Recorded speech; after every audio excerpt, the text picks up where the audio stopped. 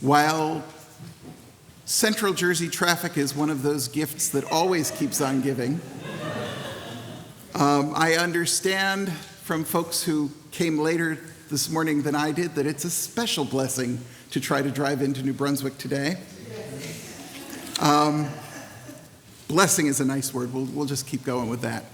And so others are going to be joining us as the morning progresses, I am sure. They are still coming in, and they will still be coming. So we will go on ahead.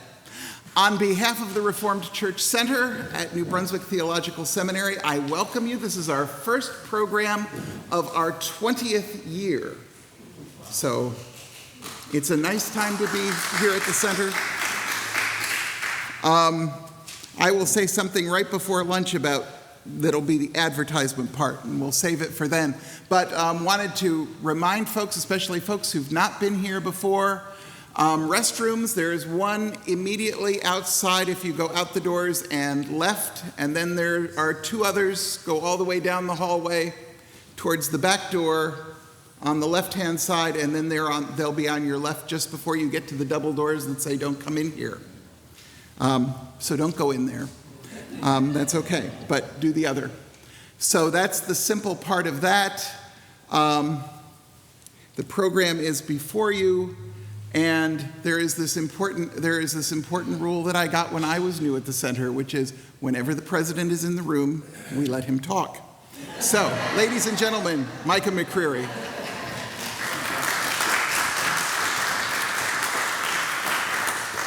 Thank you, Reverend Brum. Good morning. Welcome again to New Brunswick Theological Seminary. It's amazing to me. I was 12 years old in Detroit when the Forman actually gave the Black Manifesto.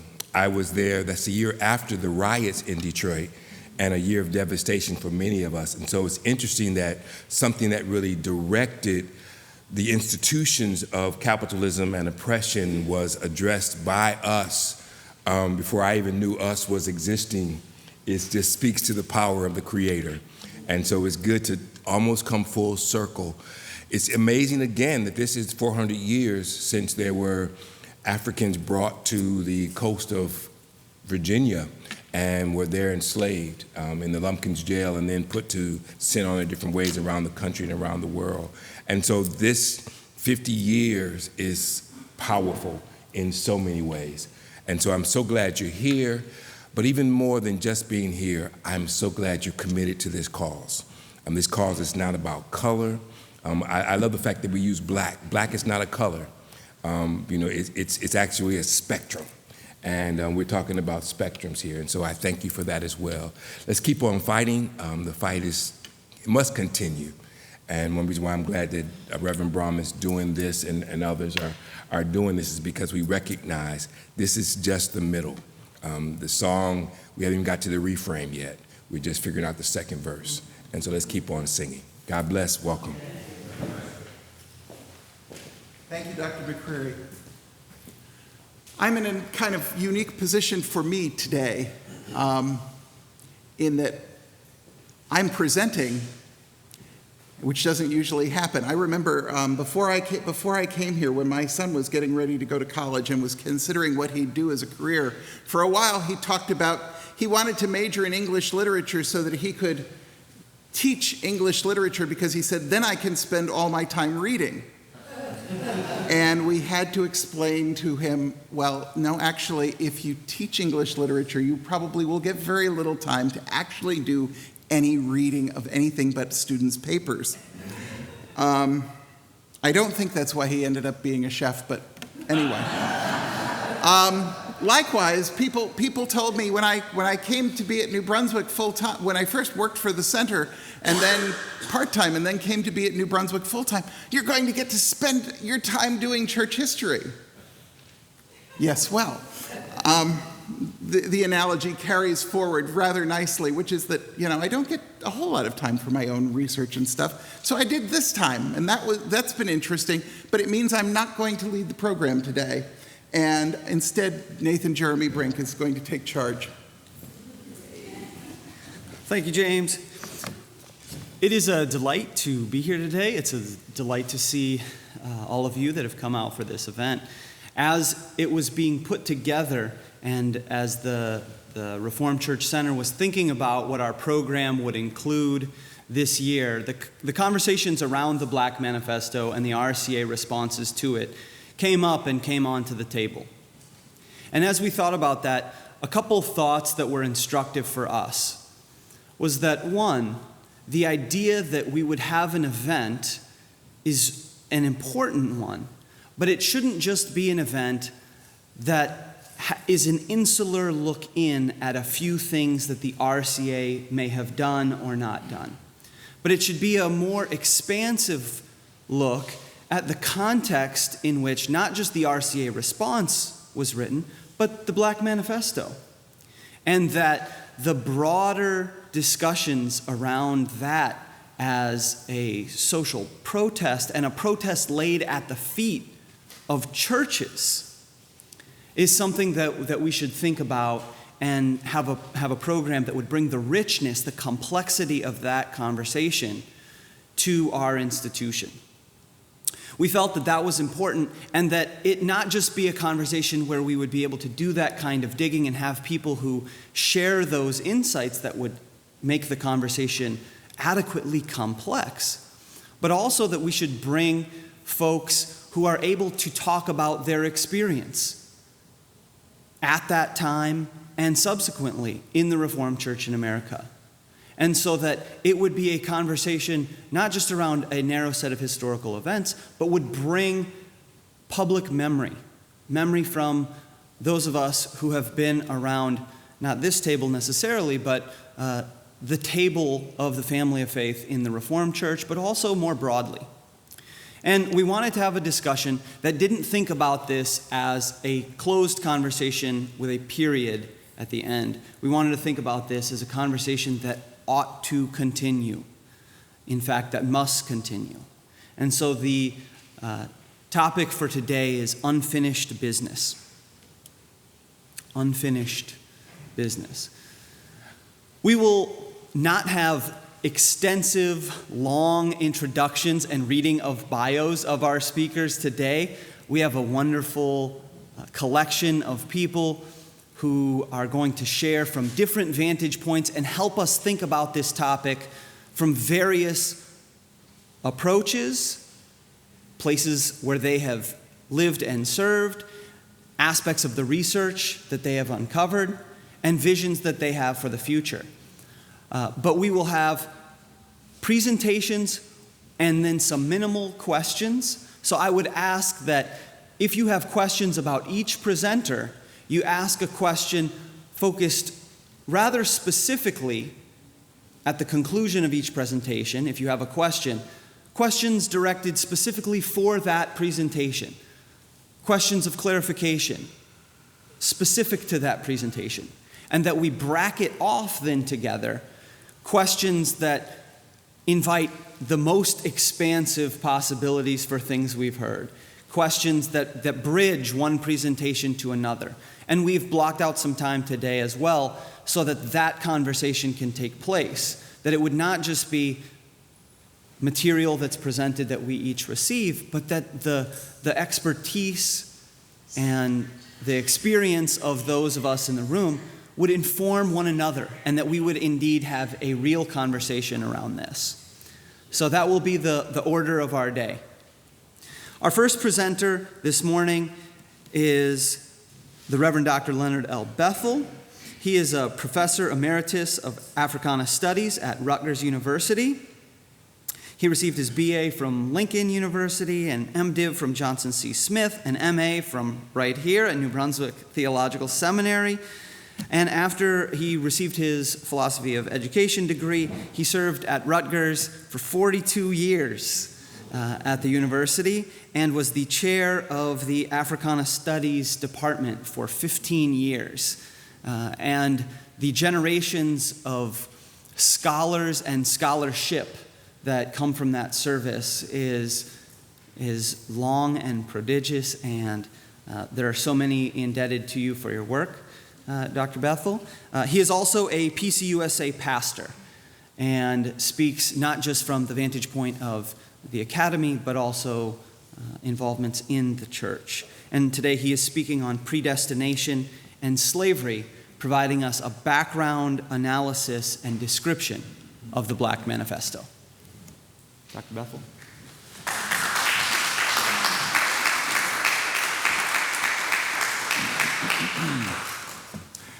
Thank you, Nathan, Dr. Nathan Jeremy Brink. You got a long name, young man.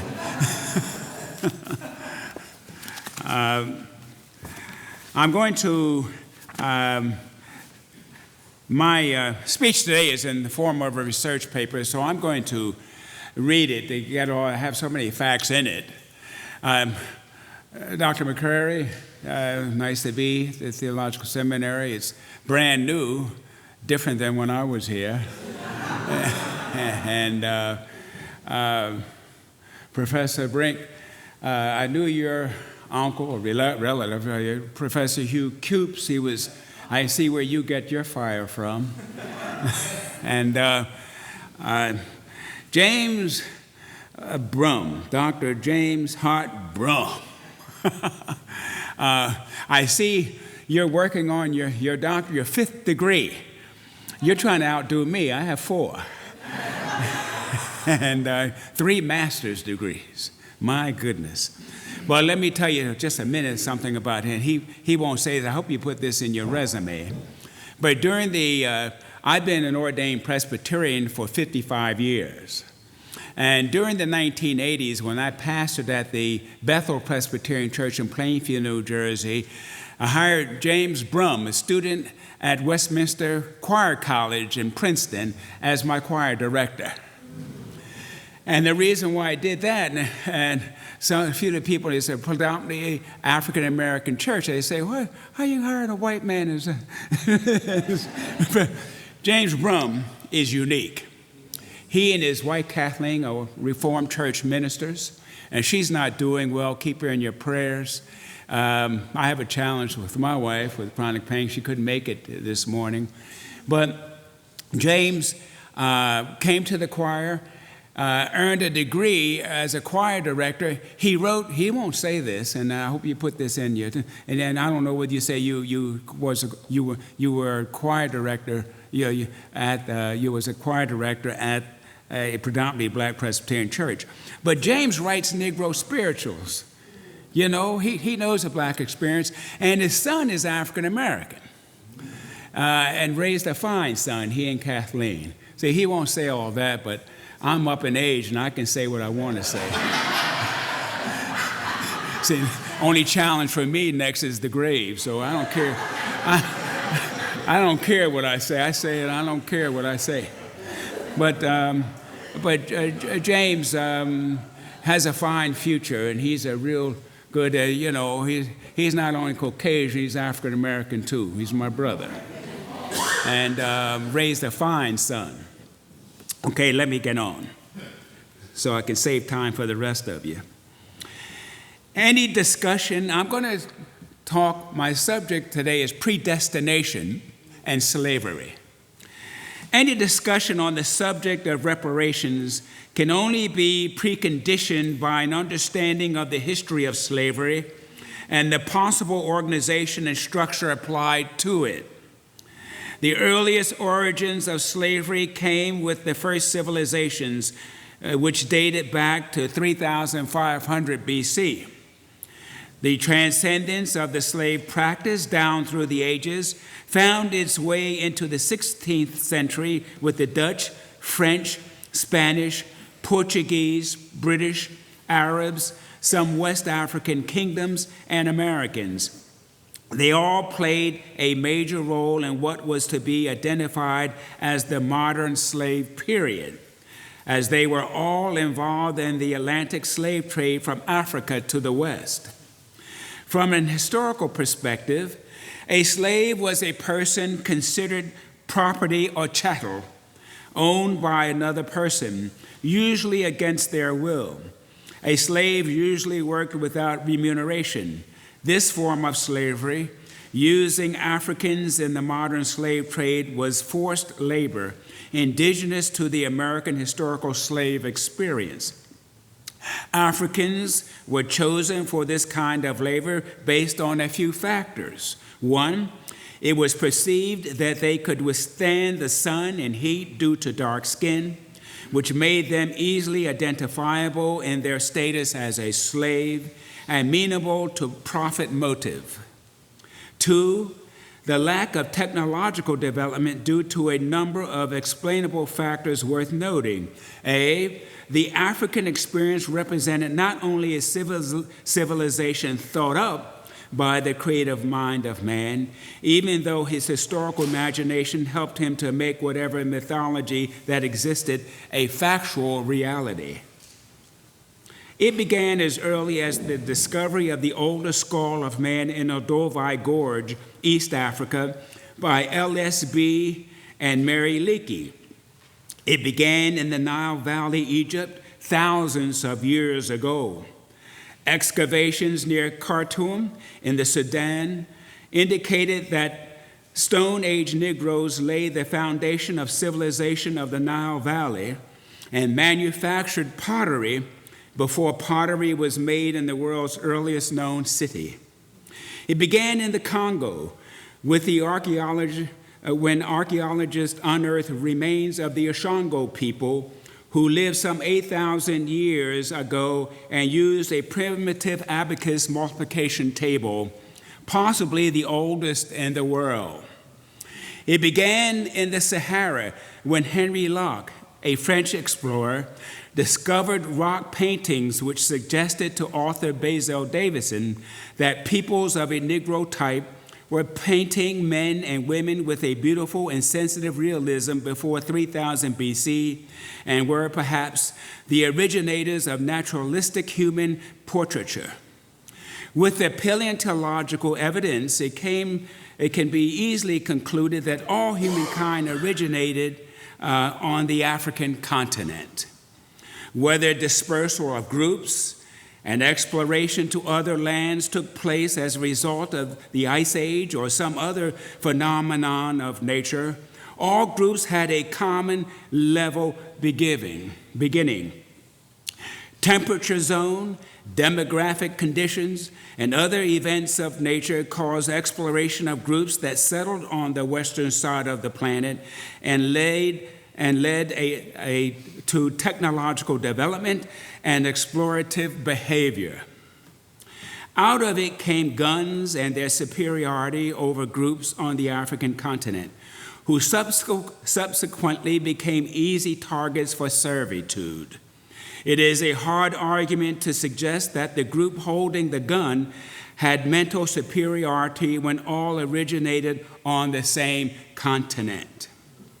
400 years ago, on August 20, 1619, the English warship White Lion docked at Port Comfort, now Fort Monroe, Virginia. It carried 20 and odd Angolans who had been prisoners on a Spanish ship that was captured by the White Lion's crew. That day is universally recognized by historians as the beginning of the transatlantic slave trade, in which millions of Africans were enslaved and sold due to labor in America and elsewhere. According to Lonnie Bunch III, first African-American secretary of the Smithsonian Institution and founding director of the National Museum of African American History and Culture, Washington, D.C., the slave trade was the first modern American business model and must be recognized for its impact on the world. See, a strong historical argument can be made that America did not begin as a nation in 1776 with the writing of the Declaration of Independence. It began with the landing of the 20-plus Africans as slaves in Port Comfort, Virginia, to begin building the American economy as free laborers. And finally, Africans brought to the American shore on ships from Africa were subject to negative Western Reformed theological thinking, which philosophically and psychologically kept them in statutory bondage. Any discussion on the subject of reparations can only be preconditioned by an understanding of the history of slavery and the possible organization and structure applied to it. The earliest origins of slavery came with the first civilizations, which dated back to 3,500 BC. The transcendence of the slave practice down through the ages found its way into the 16th century with the Dutch, French, Spanish, Arabs, and some West Africans. Wait a second. I'm going backwards.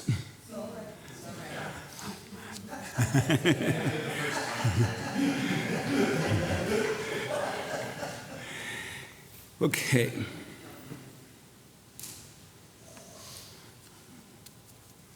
All right. That's age, my friends. The tragedy of the human slave experience in America, which psychologically still plagues us today, was the theological position taken by Reformation theologians on slavery. In this argument, John Calvin is pinpointed in his position on predestination and election by God to mankind. The Reformed Church in America and the Presbyterian Church USA receive special attention because of their vision being directly influenced by the theology of Protestant Reformation theologian John Calvin. The Reformed Church in America, an offspring of the Dutch Reformed Church of the Netherlands, which supported the apartheid movement's separation of races in South Africa, for many years during and after the American slave period, would not admit blacks to any of their schools.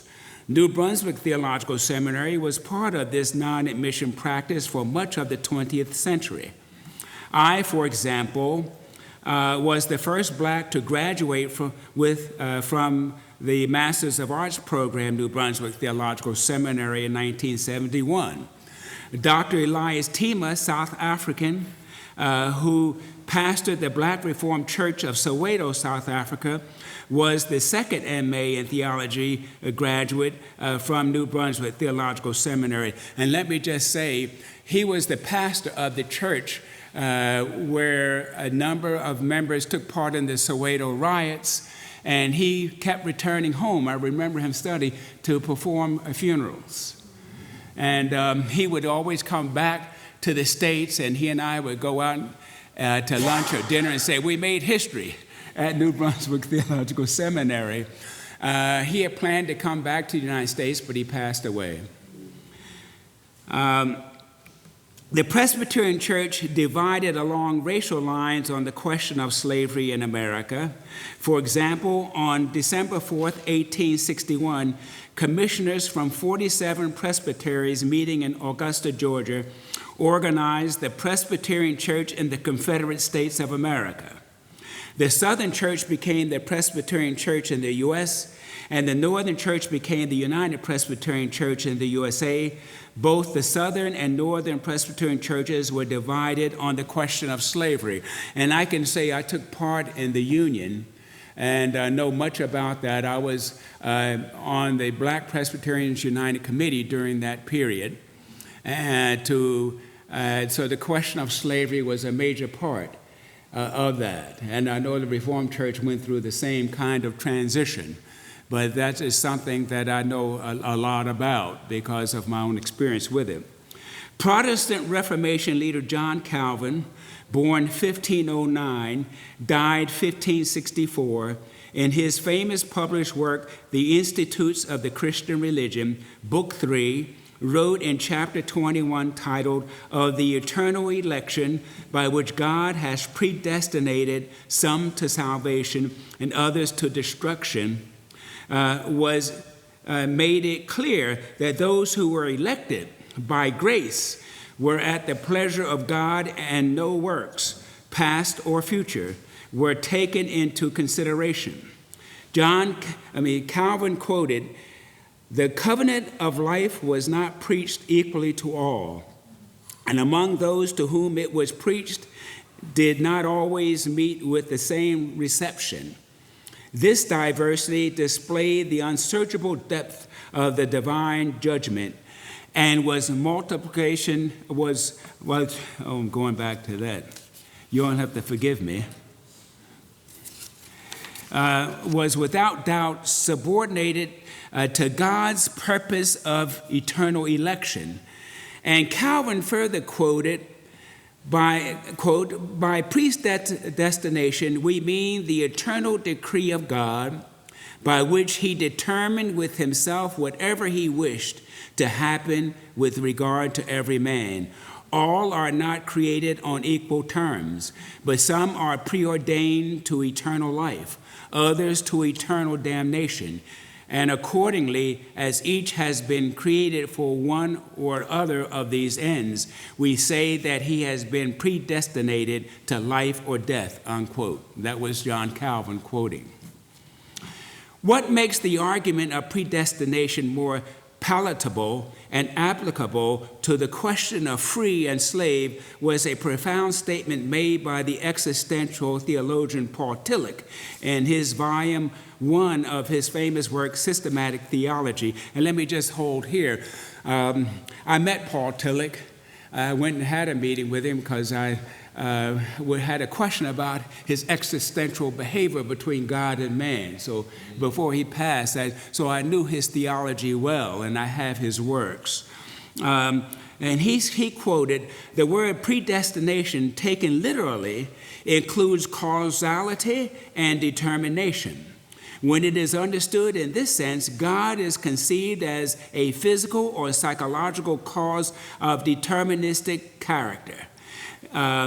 This offers a strong argument that God's decision on the question of those persons who were free were elected by his given grace, and those who were enslaved were thusly condemned by election.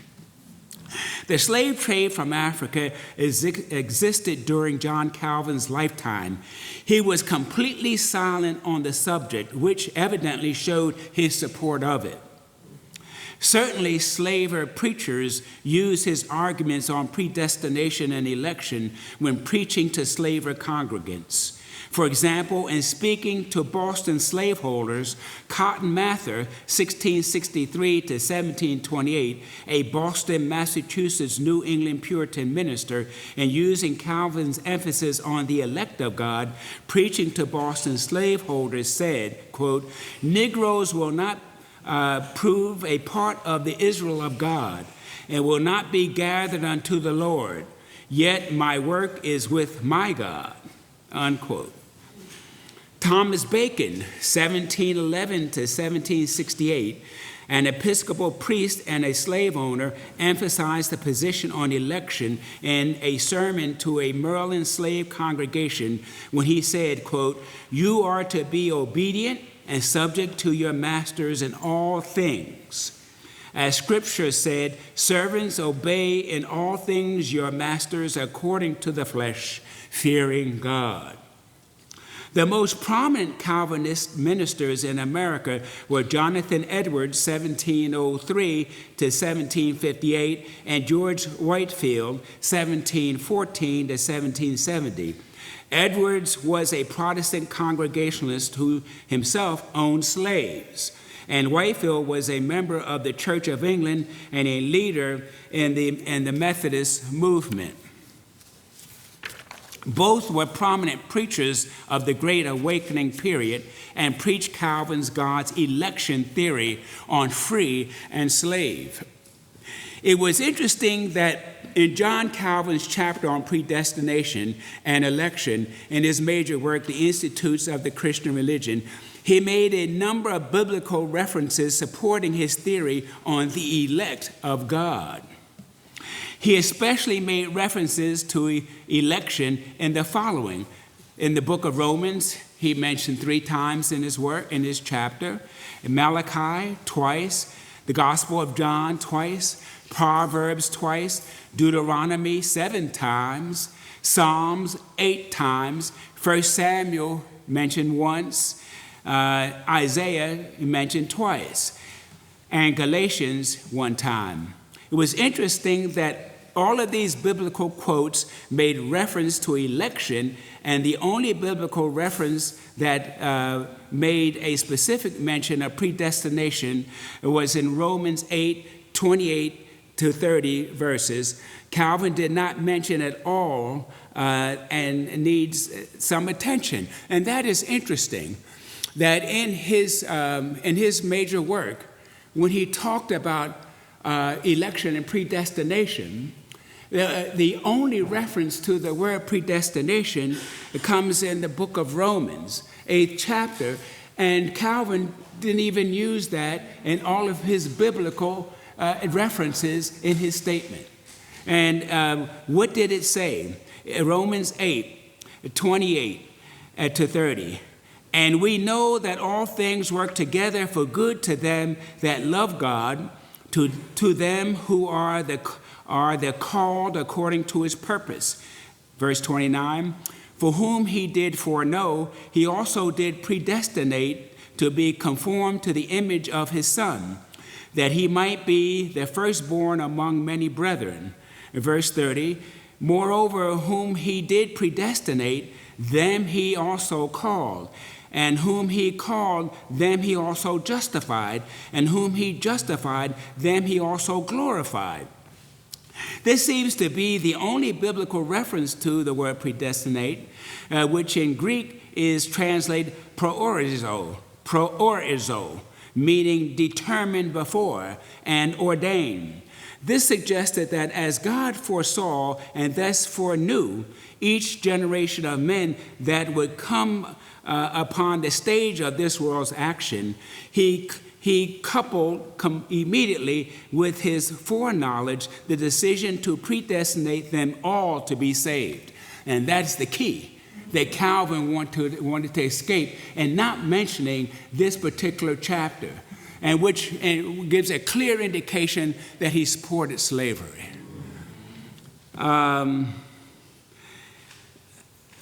Calvin might have purposely left this reference to Romans 8:28, 29, and 30 out of his work because it did not fit strongly into his argument regarding the elect, which might have suggested that he was strongly in favor of those elected by God to be free by birth from Europe, and those who were elected by God to be enslaved from Africa during his lifetime. This year, 2019, represents the 50th year that social activist James Forman demanded reparations, a term meaning the act of making amends, offering expiation, or giving satisfaction for a wrong or injury, and the payment of damages. That came in the form of a document titled Black Manifesto, which you all have copies of. The theological arguments given above would have given a stronger response from the Reformed Church in America and the Presbyterian Church, with more positive response without the argument dying as it eventually did. The manifesto was presented in the form of a protest at the 475 Church Office, New York City, where the two churches were located at the time. That is, the Reformed Church and Presbyterian Church, and others, but those two especially, because they were kind of considered the more economically stable churches at the time. It was first presented in May 1969 at the interdenominational Riverside Church in New York during an interrupted church service. The question of 2.5 centuries and almost a century of segregation was paramount and was addressed after a decade of social protest by African Americans for equality and social justice during the 1960s. Now, let me just say this, and interject it. As you know, the Black, and I've met some of them, the Black students at Princeton Theological Seminary this past year demanded reparations and had a meeting with the faculty administration. It wasn't that well organized and directed. I wish they had called on some of us who have been through this experience to give them more direction. But this question is coming up because of the spirit of the country right now. Activity picked up and demands became more stringent when the Reverend Martin Luther King Jr., key social activist and protester, was assassinated in 1968. A year later, activist James Forman presented in protest his Black Manifesto to mainline churches, especially the Reformed Church and the Presbyterian Church. Not being trained theologically, Forman's approach tended to be primarily economic, which might have been its demise. James Forman's educational development was a key to his protest approach. He earned a bachelor's degree in the social sciences from Roosevelt University, a master's from Boston University in African Affairs, a master's from Cornell University in African and Afro-American history, and a PhD from Union Experimental College and Institute of Policy Studies. He did not study theology or philosophy, which in the long run would have given him a different approach in making economic demands on the church. As I read the main points of the Black Manifesto, it can be seen that a philosophical approach would have been more detailed, as it would have existentially divided the argument much more clearly between what there is and how what there is could be made possible. I will read the main points of the manifesto and give explanation and suggestions afterwards. The Black Manifesto, as presented by James Forman, former member of the Congress of Racial Equality, the NAACP, the Urban League, the Student Nonviolent Coordinating Committee, and the Black Panther Party. And I'll just, you have the copies in your hand, so I won't read through it all, but point out the main points, because he demanded $500 million for projects. And this is the argument of what there is. It has its historical motive, it has a structure to it, but it doesn't really answer how what there is. And some of the black scholars of the day tried to bring this up, to him, and it's one of the reasons why it didn't have the strong impact that it could have had on the Reformed Church, Presbyterian Church, the synagogues, and others. And he just goes on and say, we the black people assembled in Detroit, Michigan. He goes on like that. That is the point of view that he starts out with. But he makes and he gives the reasons why. And of course, he talks about past history, talks about slavery, talks about segregation, and these things. You have the statement in front of you, so I don't have to go through it. But his demands, he wanted to establish a Southern land bank to help our brothers and sisters who have to leave their land because of racist pressures. He wanted to establish 4 major publishing and printing industries in the United States so blacks could, publish. But there were publications already in print, but we call for the establishment of 4 of the most advanced scientific and futuristic audiovisual network to be located in Detroit, Chicago, Cleveland, and Washington, D.C. We call for a research skills center which will provide research on problems of black people. We call for the establishment of a training center for the teaching of skills and community organization, photography, movie making, television making, etc. We recognize the role of the National Welfare Rights Organization, and we intend to work with them. We call for $10 million to assist in organization of welfare recipients. We call for $20 million to establish a national black labor strike and defense fund. We call for the establishment of the International Black Appeal. This International Black Appeal will be funded with no less than $20 million. We call for the establishment of a black university to be funded with $230 million located in the South. We demand the IFCO allocate all unused funds in the planning budget to implement the demands of this conference. And he goes on like that. You can read the rest. And he said he was willing to die and those who would go with him. And he knew that there would be military response, but we would stand up and fight.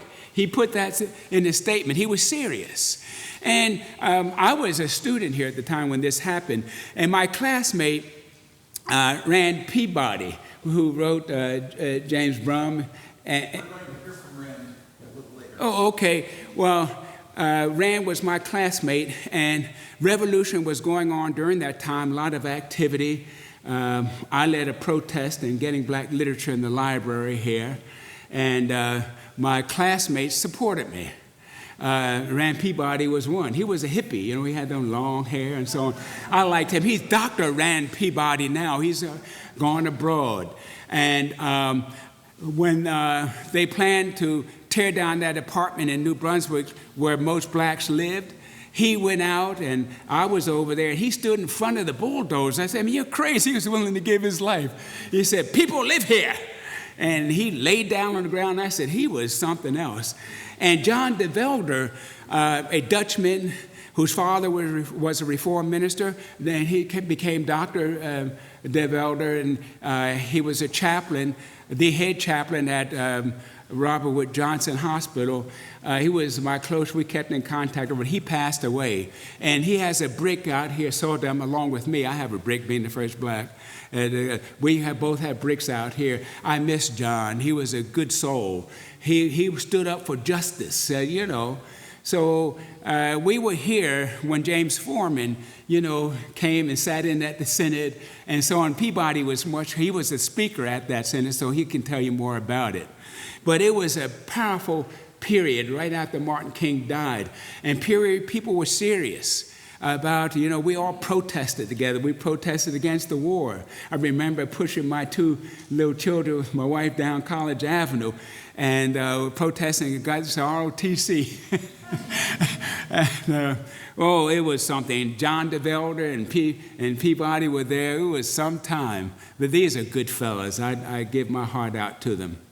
And so you can read all the detail about how he would respond to, you know, and that's really, I'm just summed it up, how he would respond in defiance.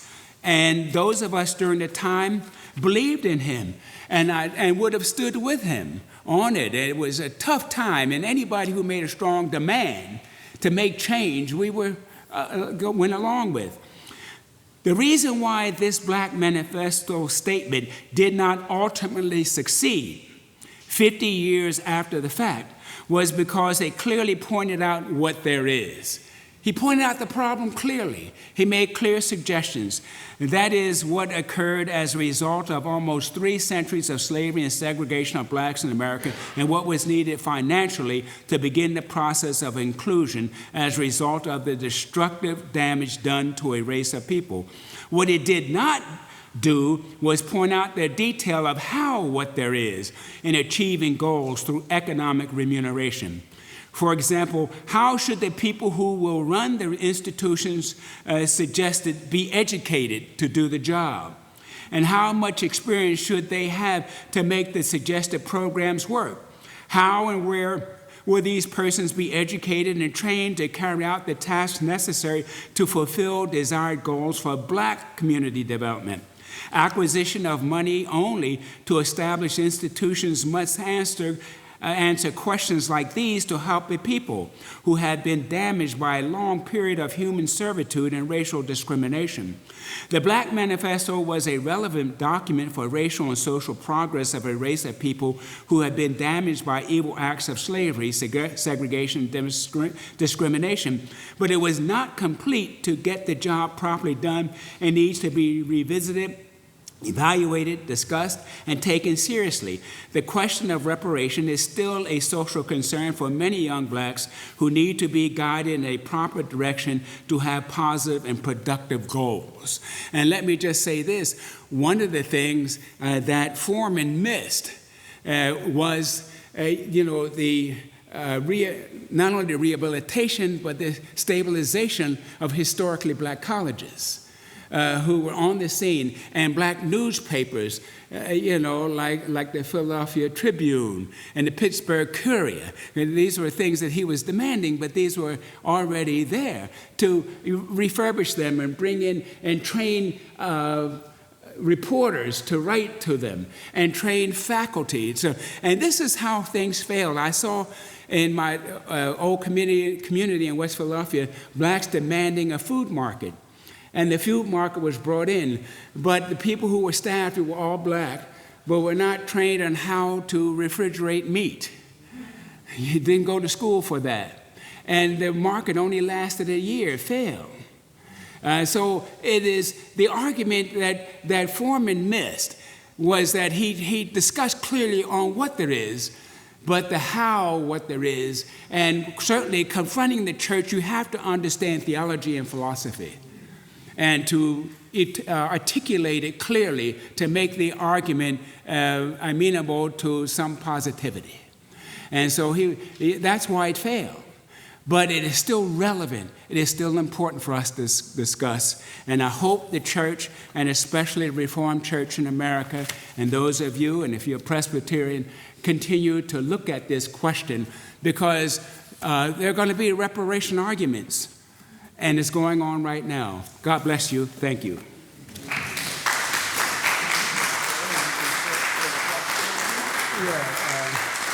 You folks, I'm 80 years old, but I'm tough.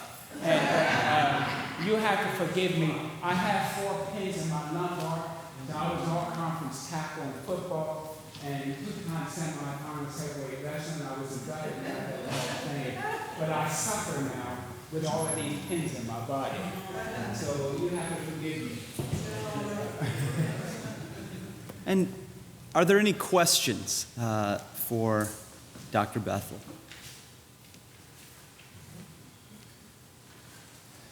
Thank you so much.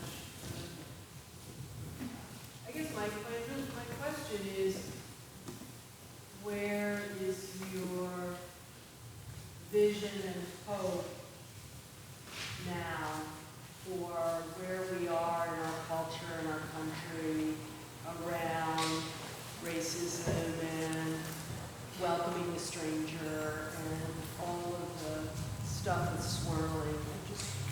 Well, you have to. You're fine. It's picking up for the... You have to, for me to answer that question, you have to, I'm an existentialist. I was much influenced by Reinhold Niebuhr and Paul Tillich and so on in answering questions like this. And so when I look at the broad question, at the base of our problem in this country, and it's sad that we have an illegitimate president at the time who can't take us in this direction. But basis of the problem in dealing with race is that we are not a pure democracy. We are a representative democracy. There are no pure democracies in the world. I study this clearly. And in a pure democracy, there are no ghettos. People live together. We are a country filled with black ghettos, Chinese ghettos. You go into Philadelphia, and I'm right near it, and the school system, I followed Martin King. I almost got shot 3 times in Charlotte. My wife is suffering now because of a beating from a Ku Klux Klaner. And that's how we met on the protest line. Reverend Andrew Young threw me in the car with my seminary classmates because coming out of, I got an offer to play with the Cleveland Browns professional football team. I turned them down because I had a full scholarship, to seminary. I went for this guy because I knew I could take him. I was 20-something years old. I can't do that now. But that's how we met, and she was beaten badly. And so, we protested and made things work and brought some integration, but we have taken a turn. You go into Philadelphia, I live, only 25 miles from Philadelphia, and the schools are segregated. We haven't made much progress, and the schools in the South that have integrated are becoming black because the areas where blacks were able to move into are turning all black. Public education is based on gerrymandering and, black schools, white schools. And we had a problem here in New Brunswick when New Brunswick High had white kids from North Brunswick attend there with the black kids from New Brunswick. And they got into a riot during the early 70s. And the town council at North Brunswick decided to build a school for the white children in North Brunswick. And so, New Brunswick High School became segregated and North Brunswick segregated. I don't know how it is today. But we don't live in a pure democracy. And we have an opportunity more than any other country. There's no pure democracy in Europe. There's no pure democracy in Africa and South America. But we have an opportunity in this country to move in that direction. We only need a leader to move us there, to move beyond a representative democracy where we don't live in ghettos. And until we get rid of the ghettos, until we move towards a pure democracy, we're going to have a race problem, no matter what laws you put in place. It's how people live and where they live and how they associate, and we're not there yet. Thank you. All right. In the interest of moving us forward in our program, we'll have that be the question for right now for Dr. Bethel. And let's all thank him for sharing with us this morning.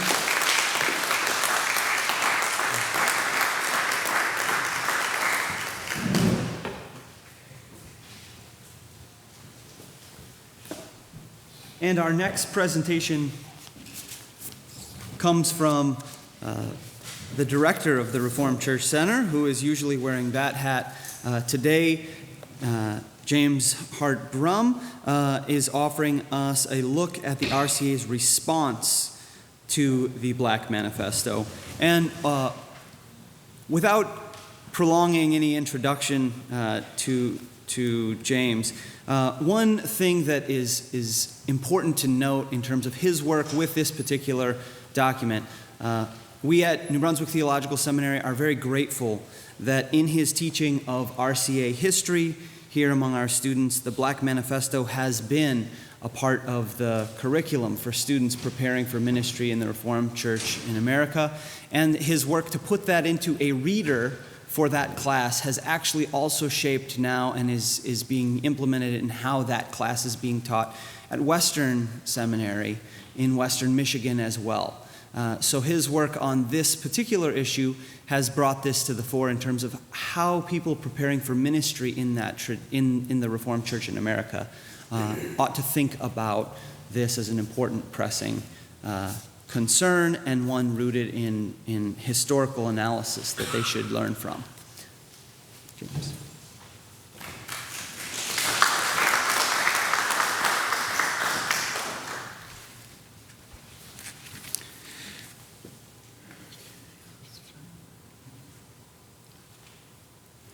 Probably because I'm used to introducing rather than presenting, I'm going to let somebody else speak first.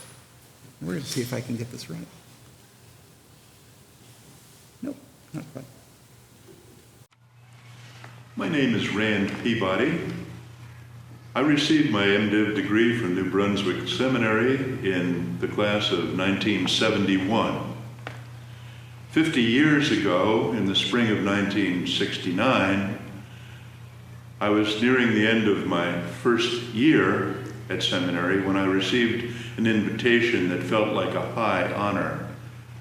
I was asked to be one of a succession of seminary students who would provide leadership for the General Synod's morning services of worship. I said yes.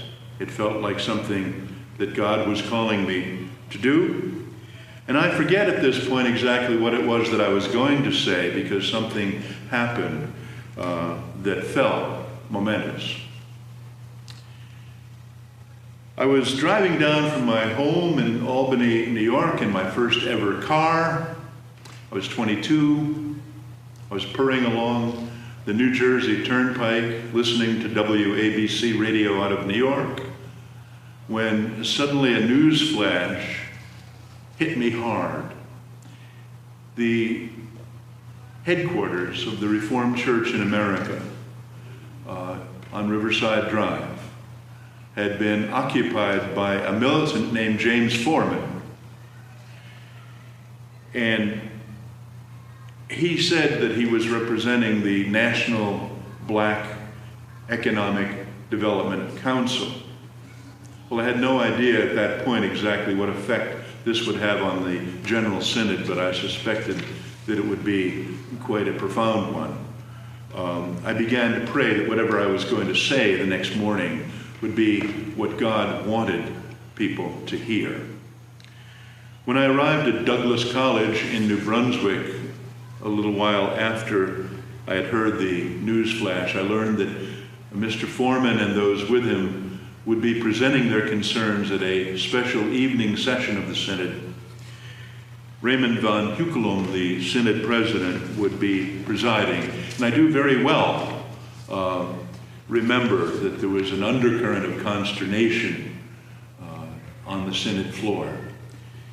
I was staying back in the Coy House on the seminary campus, and fortunately I had brought my typewriter with me because I thought I might want to make a few last-minute changes.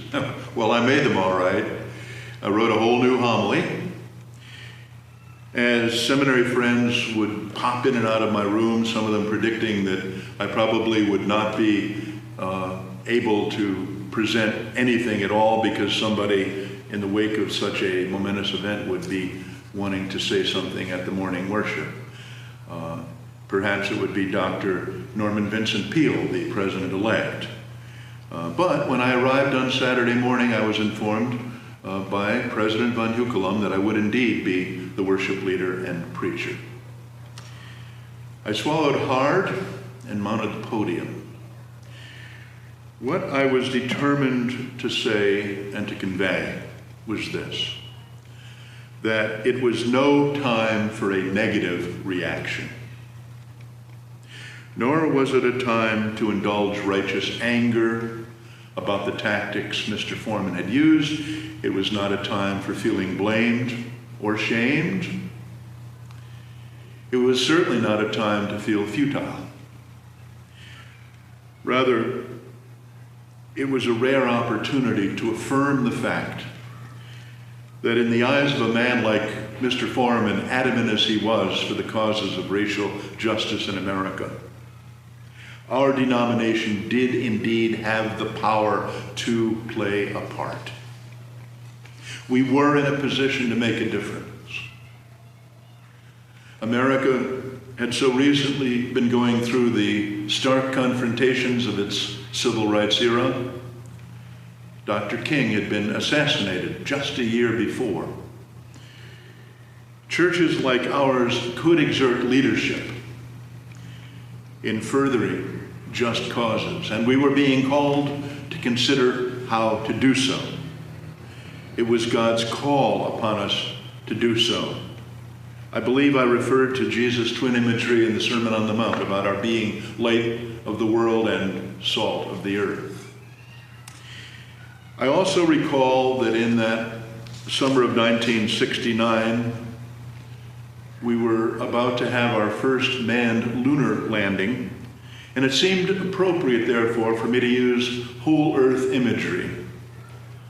I chose a poem by Archibald MacLeish that affirmed, "We are riders on the earth together." A few months earlier, on the Christmas Eve of 1968, astronaut William Anders had snapped a photo of the Earth rising over a cusp of the moon's surface. That photo came to be called Earthrise. Surely, I said, we human beings are in this life together, riding this planet as one human family. And surely that awareness creates an impetus towards the kinds of justice making that James Forman was so prophetically calling us to embody. Well, that was 50 years ago. And how are we doing? May this conference today provide us with a rekindled sense of a church-wide thirst for justice in the spirit of the prophet Amos, and yes, of Jesus Christ. That was Rand Peabody, whom Len had mentioned in his paper. I thought that he introduced himself at the beginning of the video, and it may just have been cut off. So, there they were, members of the RCA General Synod 50 years ago, being challenged by the idea that our little Reformed church could exercise leadership. Challenged to think outside of the box. And what did they do? They formed a committee. And they wrote a paper, which you have in front of you. It's immediately behind the Black Manifesto in your handout, by the way. Now, some of that sounds so extremely reformed. But on the other hand, they were trying their best to respond to this right away. This wasn't, we're going to form a task force and it's going to meet next year or the week before Holy Week, which is so convenient for ministers. Synod was going to be meeting for another 4 days at that point, and they reasoned that a group of people could go off and discuss and respond to this manifesto and have a report ready to distribute to the delegates for a vote before they left. And they did. Now, Rand, who cannot be with us today, was there. Len Kalkworth, who is the only remaining living member of the ad hoc committee that wrote the RCA response, also couldn't be with us today. So we are left to reconstruct the context as best we can, and to think about what the basically white RCA did well and what they did not so well, and why. Before we proceed, a quick disclaimer. I am, no matter what Len said, I am obviously white, clearly male, and for the record, about 1/4 Dutch, tracing my Dutch heritage in the United States back to the 17th century. Those pictures you may see in like the New Brunswick Seminary history of Old Herzog Hall shortly after it was built, all by itself on Holy Hill with the cows in the foreground. As near as I can figure, those were my family's cows. There are places I'm not going to go with that. In 1969, though, while the General Synod was meeting about 2 miles that way down George Street at Douglas, I was finishing up first grade about 3.7 miles that way and was a member of an RCA church about 3 miles that way, with no idea that the General Synod existed. So I acknowledge the limitations of my perspective, but I take no responsibility whatsoever for any of what they wrote. So what we can say about the context of the RCA response to the Black Manifesto, what can we say, I should say, about that context based on the evidence at hand? Well, first, look at the names of the 15 people who were put to this task after Forman confronted the Synod. They're on page 7 of the handout, by the way. All but one were male. All but 4 of them were white.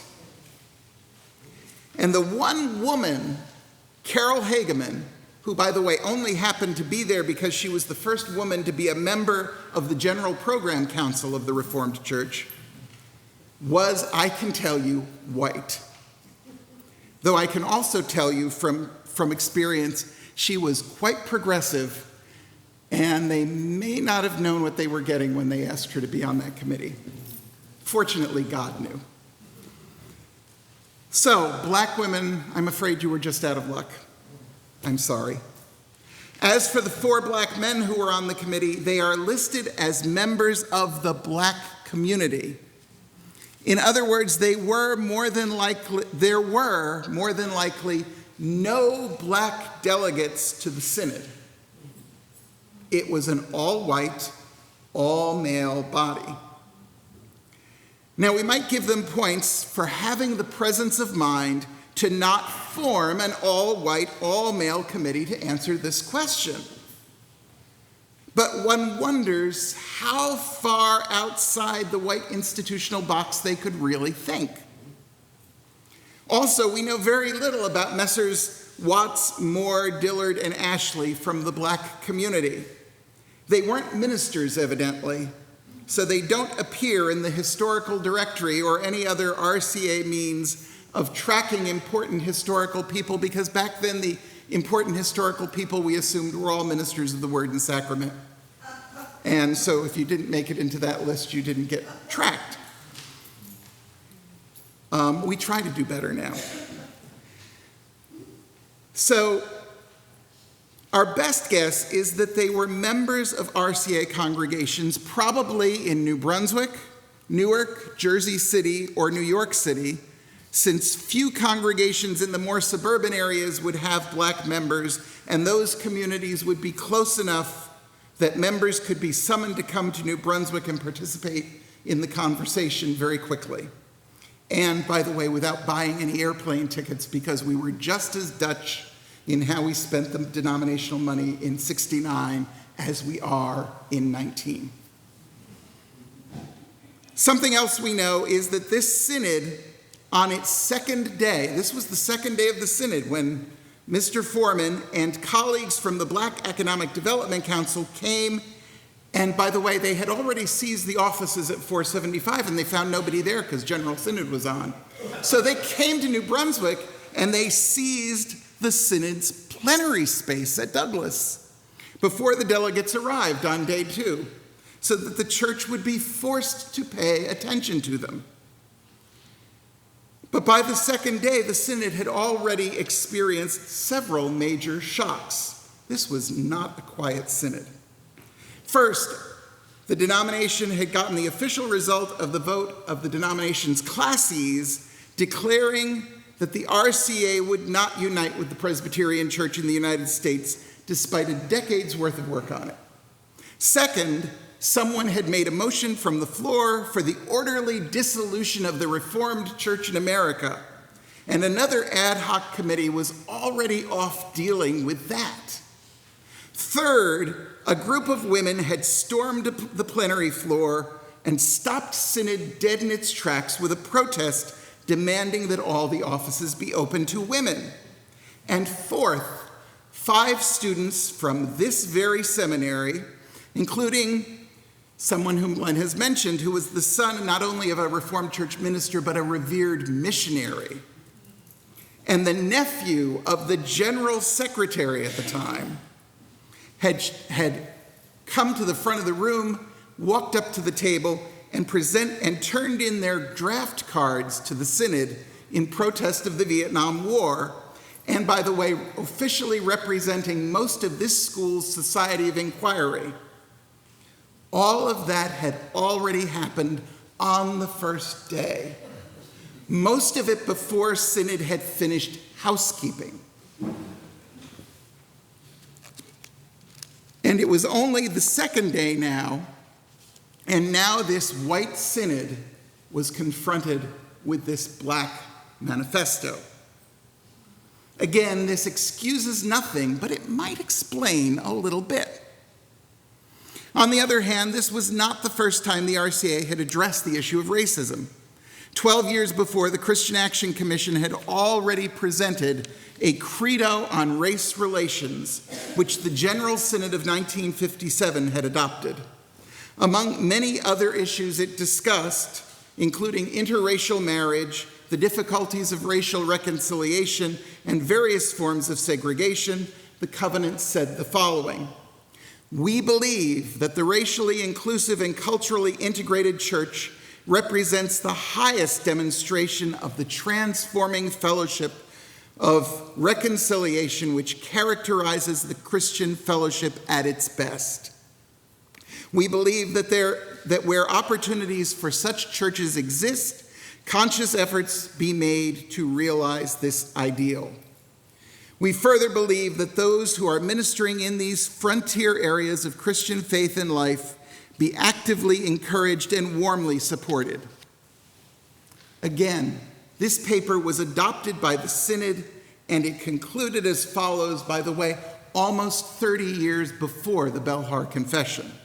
We believe that each generation inherits from the past problems for which it cannot be held directly accountable, but for whose solutions it is held responsible.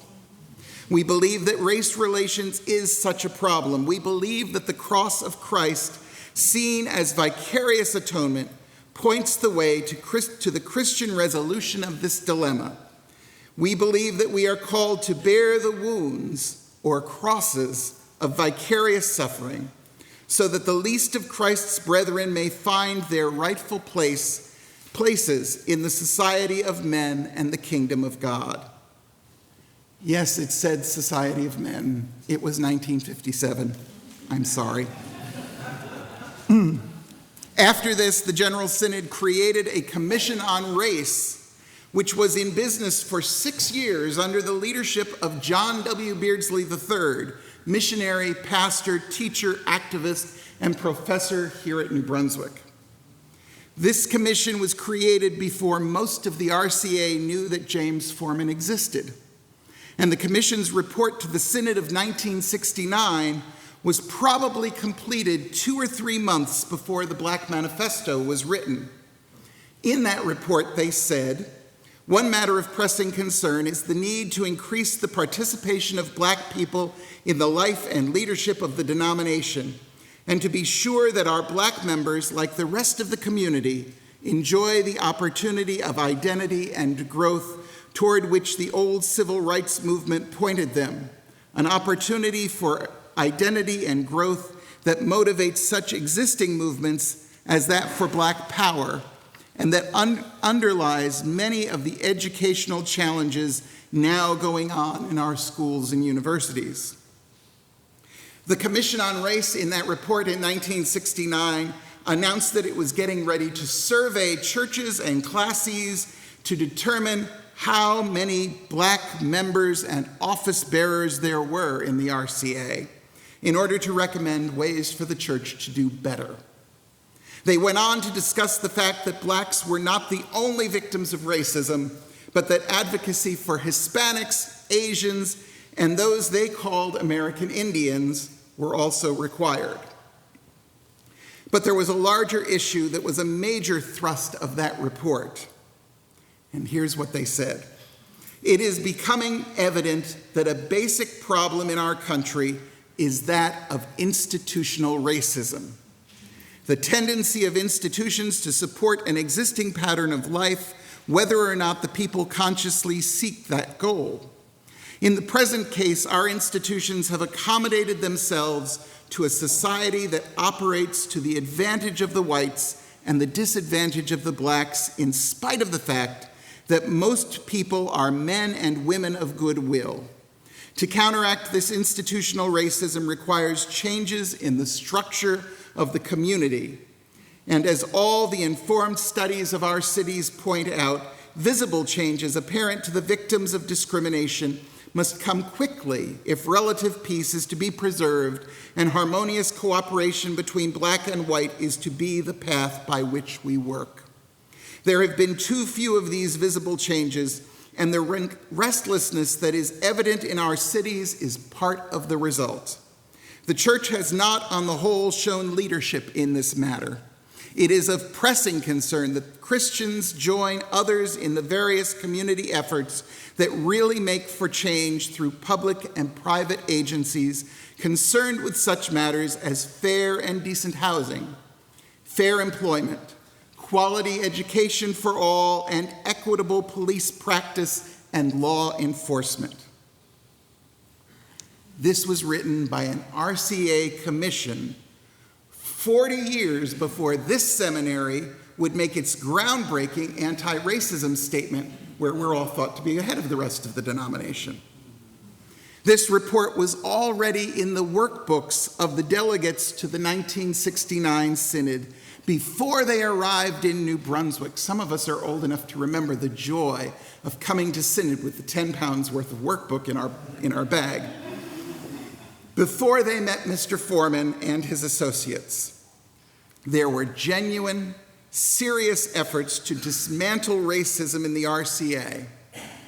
And through the RCA, dismantle racism, already these were at work when the denomination responded to the Black Manifesto. That being said, it is interesting that not one member of the Commission on Race was added to the ad hoc committee writing the response. Not even the moderator of the commission, who lived within walking distance of the synod. It is also interesting that for all of the confession and call to repentance that we find in the response, albeit in language that is hardly inclusive and certainly not emancipatory, though it was language that was understandable for 1969, the document ends with the instruction to the General Synod Executive Committee, and I quote, that the interference with the possession and use of the Reformed Church in America office facilities at 475 Riverside Drive, New York City, by Mr. James Forman and his representatives be referred to the General Synod Executive Committee with power and authority to take any action it deems necessary. Fortunately, I don't think the GSEC ever took any action, and I think we probably have Mert de Velder to thank for that. Followed by the warning that's at the end of the report against giving the proposed Black Council too much autonomy and suggesting that it would have to be reined in eventually. I will let Earl James touch on what might have happened with all of that. Finally, it is interesting that the person appointed to chair this ad hoc committee, Harold Scott, was the same person who the day before had called for the denomination to be dissolved. He was the one who made the motion on the floor. That motion was still hanging over the heads of the synod like the sword of Damocles. There are many indications that many people in the Reformed Church had good intentions about addressing the root causes of racism in the church and in the country. And they were wrestling with how to take the difficult, painful steps toward healing. On the other hand, it seems clear that there was fear and reluctance to actually move forward. This isn't a surprise. The RCA has been traditionally slow to address social justice issues, not taking a position on slavery until 1864, when the results of the Civil War were pretty certain, and avoiding a position on the Vietnam War until 1972. In other words, the General Synod waits until something is over and then gets prophetic. The council would be formed, and so would 3 more ethnic councils for Hispanics, Pacific and Asian Americans, and Native Americans eventually. We now have a Commission on Race and Ethnicity in the RCA. On the other hand, the Commission on Race that was so prophetic in 1969 was decommissioned before the Synod of 1970 met. They made that go away. My own historical interest in the response to the Black Manifesto was sparked by the fact that through my youth and early ministry, the RCA plan calendar included an annual day of recommitment to the response to the Black Manifesto, an ungainly name even by RCA standards. But nobody ever seemed to know just what that meant or what we were supposed to do. Sometime in the 1990s, that day quietly fell off the calendar, and we don't even pretend to ask people to celebrate anymore. Our record on following through on our brave words is less than exemplary. As Mr. Peabody said in his recorded message to us, May we find a rekindled thirst for justice, because we can do better. Thank you.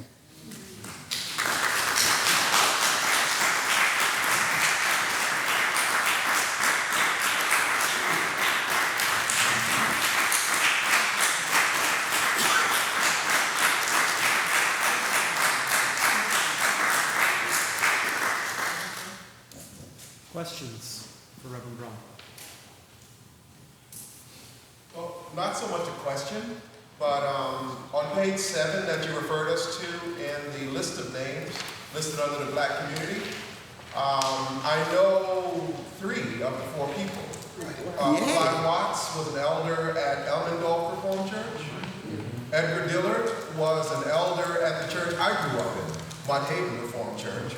And John Ashley was an elder at the church that I just formerly pastored, First Reformed Church of Astoria. The only one I do not know is Willard Moore. Michael, do you know that person? What area? I believe he was from Michigan. Michigan? Very cool. It's good to know. It's good to know that. But as I said, that's one of those things that with standard tools of RCA research we can't find out because we didn't track elders. We're getting better. But these individuals were important men in the Yes. community, and they were very active in the classes that they represented, and they were advocates of Black justice back in the 1960s and also in the 70s. Yes, so it's So good. they were important people. Yes, I understand, and I never thought they weren't important people. I couldn't find out about them.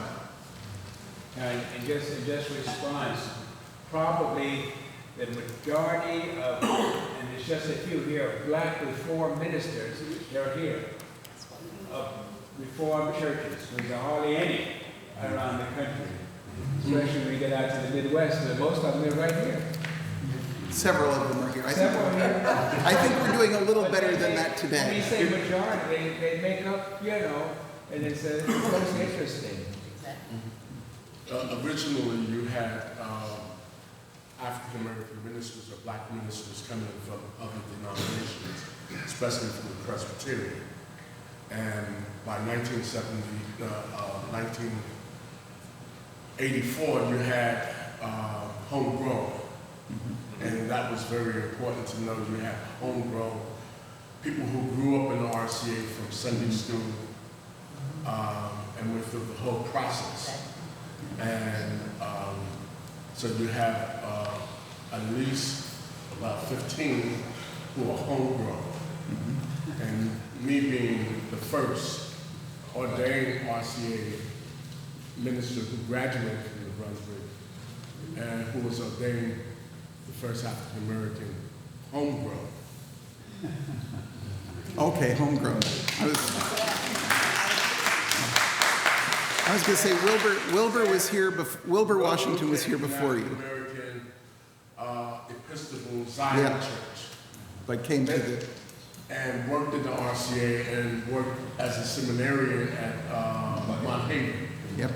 So, and there were others who came from other denominations, but they were not. Sam Williams comes from Southern Normal. We had a high school, and he grew up from Southern Normal, went to RCA schools, and graduated. He was a Baptist. And for the record, the first African American graduates of this school were before that. 1879. Isley Walden and James Bergen graduated. And they were graduates of New Brunswick Theological Seminary and ordained by the New Brunswick Presbytery in the 1870s. Ordained by the New Brunswick classes. Then. I'm sorry. I'm spoken like a true Presbyterian. Spoken like. By the classes, and then and in some cases transferred to serve Presbyterian churches. Jim, what happened after 1900? What? What happened after 1900? Hardly any So this reveals some things about the failures of the visions of Reconstruction. That efforts in the 1870s and 1880s that saw in some denominations like the AME and CME saw women ordained in the Reconstruction era in public society and public life, African Americans being elected officials, controlling majorities of state representation in places like South Carolina, Louisiana, but that over time into the 20th century, those hard-fought gains are shrinking, and some of the congregations even and access to ministry of the 1870s are not repeated then until the 1970s in terms of access in Reformed theological education. Mm-hmm. The migration, immigration of Dutch from Iowa, to Iowa and to Holland. I wonder how that contributed to that shift that happened right around that time. I just wondered if you had anything to add about that. Well, most of the Dutch immigration that had come through the East was actually about 30 years earlier. So they had been here, been supported by Eastern churches and had gone on their way. By the slightly later Dutch immigration was going pretty directly to West Michigan and Iowa because communities were established. Any other questions specifically? Yeah, liberty has been talked about, and you mentioned slavery. And many of our churches had slave masters who had slaves, but they couldn't worship in those churches. And they had to build chapels for them to lodge and have their own worship. And little has been discussed on that. But that's a whole play, even black cemeteries in our churches. And blacks are separated in two ways in those places on the East Coast as well as upper Albany area and so forth. What you did find, however, because we had slavery in the North as well as the South. Slavery didn't end in the North until 1810 in New Jersey. But if you go around to the old churches and you see balconies, slave masters would have their slaves up in the balconies. Yeah. That's what the balcony wasn't built just for overcrowding. It was built for separation. Absolutely. And you go to some of the old churches, you see these balconies, that's what they were for. And so they had a theological argument. People sitting close to the pulpit, were closer to the messenger. And slave or preachers would preach to the masters, but they also preach to the slaves, like Cotton Mather. Be loyal to your master. They were there. In many churches, some of these old churches with balconies, get rid of it.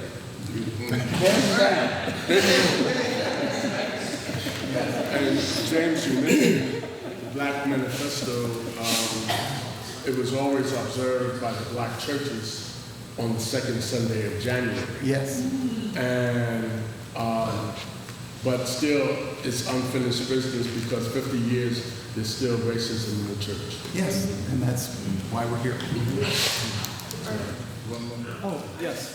With that coming out of the plan calendar, would that maybe coincide with the federal government declaring the third Monday in January as Martin Luther King Day, or? No. Or you have no idea?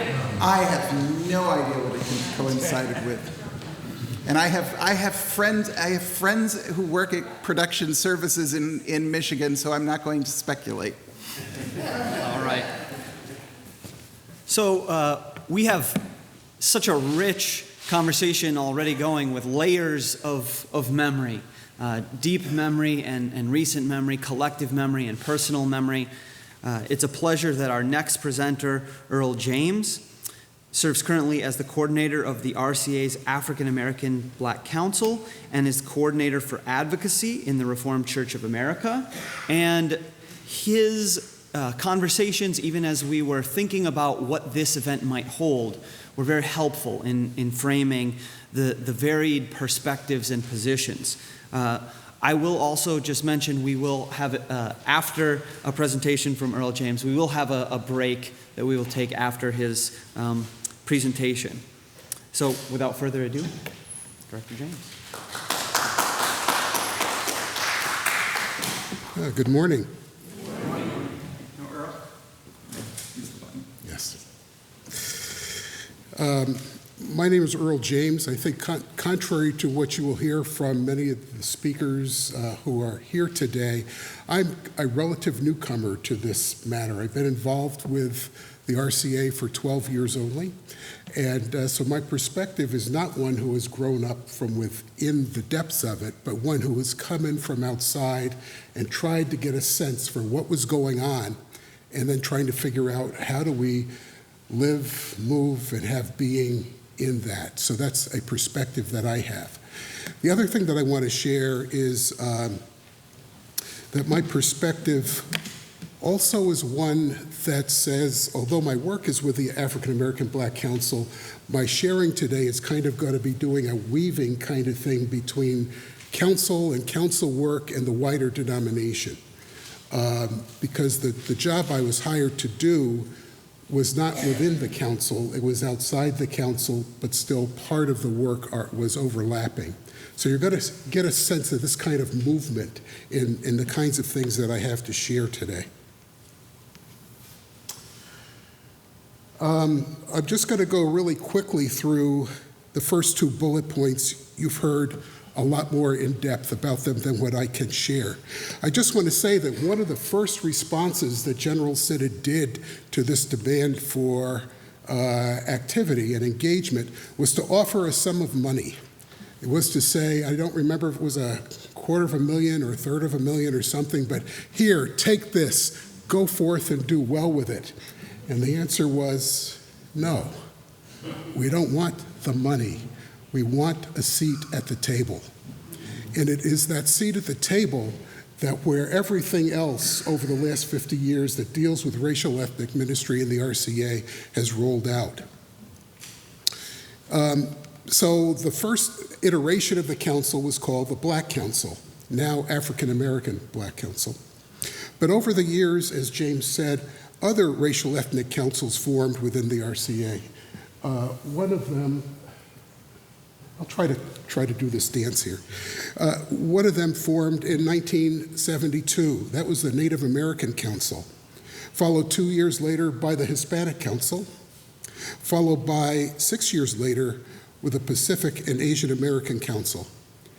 Each of those councils has been granted a paid coordinator.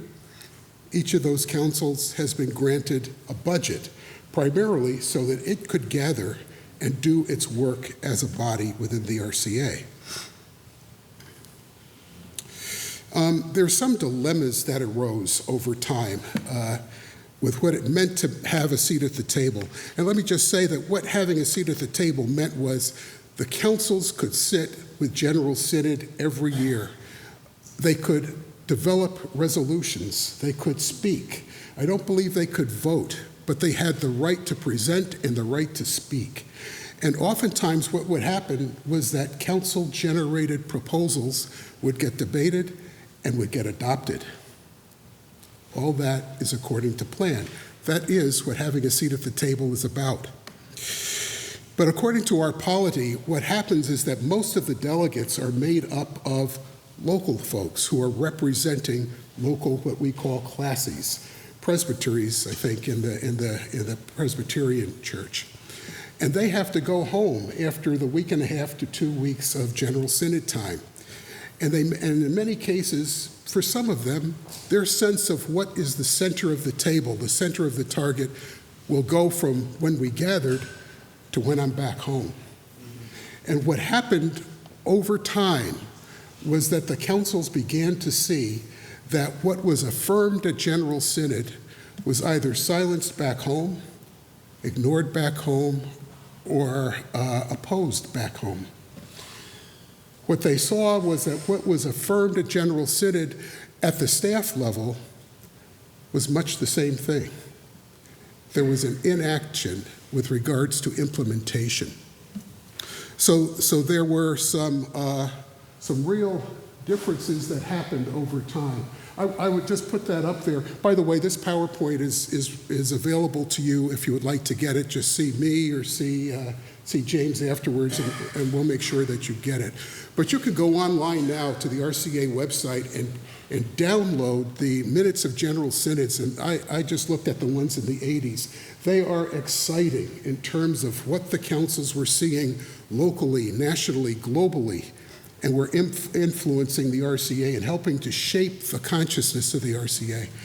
But again, most of these things were not being followed up with over time.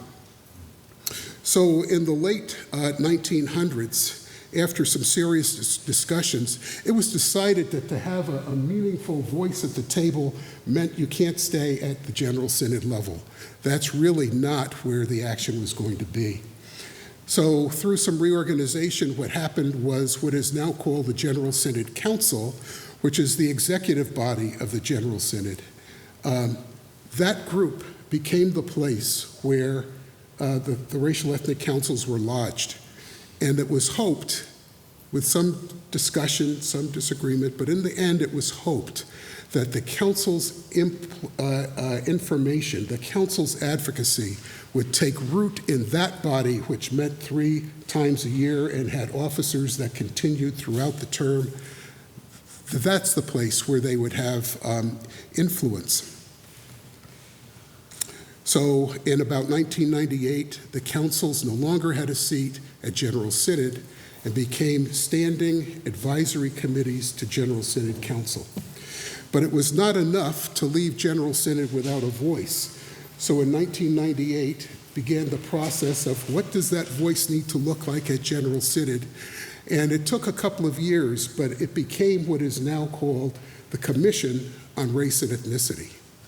And that commission meets on a regular basis. That commission frames reports with recommendations that go every year to General Synod for General Synod's discussion. These last 2 actions remain in effect in 2019. Councils remain standing advisory committees of GSC, and the Commission on Race and Ethnicity remains a standing advisory group to General Synod. Okay, so what we have here is the Council's current mandate as it is structured in our Book of Church Order. And from my reading, this is pretty similar to what it was back in 1998 when it was first framed. Just the high points are that the General Synod Council is going to have racial ethnic councils. That defines the relationship. And that these councils express the collective vision and voice of racial ethnic congregants and congregations as they develop ministries and advocate for policies for racial and ethnic inclusion, economic, social, racial justice, both within the RCA and ecumenically. And when you go back through the archives, as I have several times over the years, you'll see early on that the councils had committees made up of volunteers who were doing all sorts of things that emerged into recommendations to General Synod Council. But it was not because of General Synod Council early on. It was because that's what the people were doing. That's what ministry was involved with. It changed over time, but in the early stages, that's what it was like. And this became the bylaws, again, rooted in our Book of Church Order for the Commission on Race and Ethnicity, or CORE. Just to say a couple of things about that. In number 1, which is kind of the overarching thing, they're to advise the church on policies and initiatives that address issues of institutional racism. Remember that term from when James shared about what the old Commission on Racism talked about? Institutional racism. That picked that up here and tried to put it into the General Synod way of framing its own business. and the commitment of the RCA to become fully multicultural and a multi-ethnic denomination. That's pretty high level, pretty critical, pretty important regarding the changing, the transforming of the denomination from whatever it was to whatever it sensed God leading it to be. And I just want to drop down to number 4. It wasn't just about putting ideas out there. This commission was to monitor, it was to evaluate, and it was to report on progress. And that piece seems to have been missing in the discussions up to this point. Who is responsible for monitoring and evaluating and reporting on progress? This was a revolutionary piece. The reorganization was, but number 4 on this mandate was as well. I would also say that a term that we've used a lot internally over the years to discuss where are we headed as a denomination, the Commission on Race and Ethnicity framed it in the early 2000s, that we're a multiracial denomination that is freed from racism, which became over time multicultural future freed from racism. But that grew out of this, and that became one of the watchwords that we, as a denomination, went forward on. So what about this issue of evaluation? I want to talk some about that. In 2000, the RCA's General Synod adopted a 10-year initiative called the Decade Freed from Racism. The Decade Freed from Racism. I tried to find out what that was about and why they chose that frame. And it seems like it may have originated out of either the World Council of Churches or the World Alliance of Reformed Churches, but it became owned by the RCA's General Synod as its measurement for where it was going to go. A range of factors and a range of efforts were identified, put together, implemented, sifted, sorted, worked that went along with that. Initially, it was CORE's responsibility to track that and to report on that. And between 2007 and 2010, CORE in a new staff position, which was called the Coordinator for Multiracial Initiatives, kind of co-led and co-monitored that work towards the Decade Freed from Racism.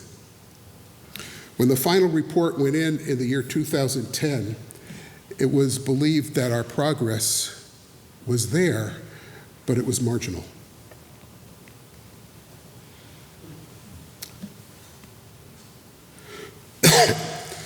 Let me say a little bit more about the staff position, because that became a strategic shift in how racial ethnic ministry evolved, but also how the denomination as a whole embraced this work.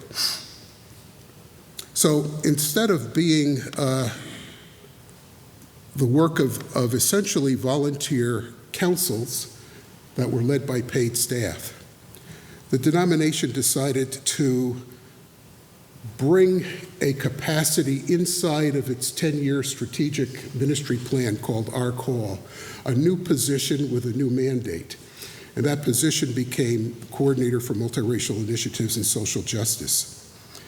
What was different than in the past was that this position, the person in this position, was empowered to work with staff, was empowered and expected to work with assemblies, with individuals in some new and impactful ways.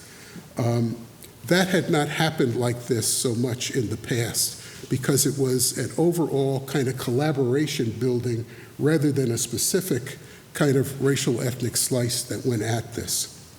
So that was a change in the RCA's approach to some of this. After a couple of years, I was the staff person that was selected to do this. I should probably say that. After looking at this for a couple of years and looking at this meant talking with a lot of other Eurocentric North American denominations, and what were they doing with regards to race and ethnicity? What were they doing in terms of wherever they were, where were they going? And what I remember was in that 2 years of research, A whole lot of denominations were doing a whole lot of things, but there are people who were in my position were lamenting there isn't a whole lot of movement, that there was just some significant strategic blocks in figuring out where to go forward and how to go forward. There was one notable exception, and you'll hear a little bit more about this group later. The Evangelical Covenant Church had moved from about 97% Swedish American to about 20, 25, 30% racial ethnic.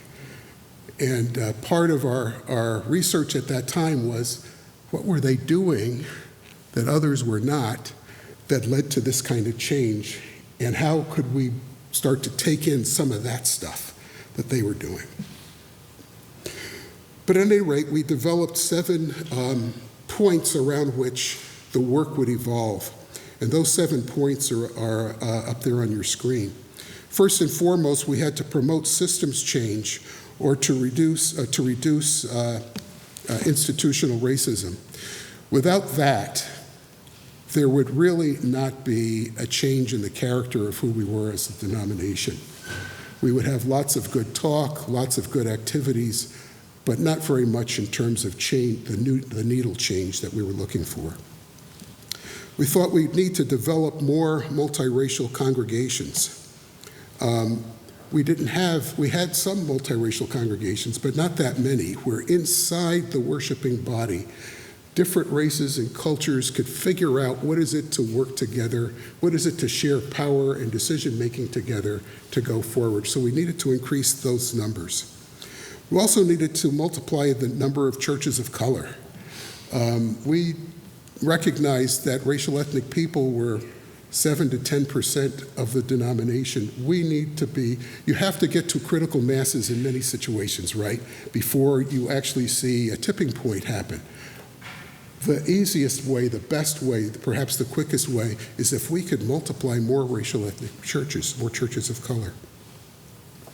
We also felt like people need to know more. They need to understand more, that their change has to be undergirded with good information, compelling information that could help them go from wherever they were to wherever they were going.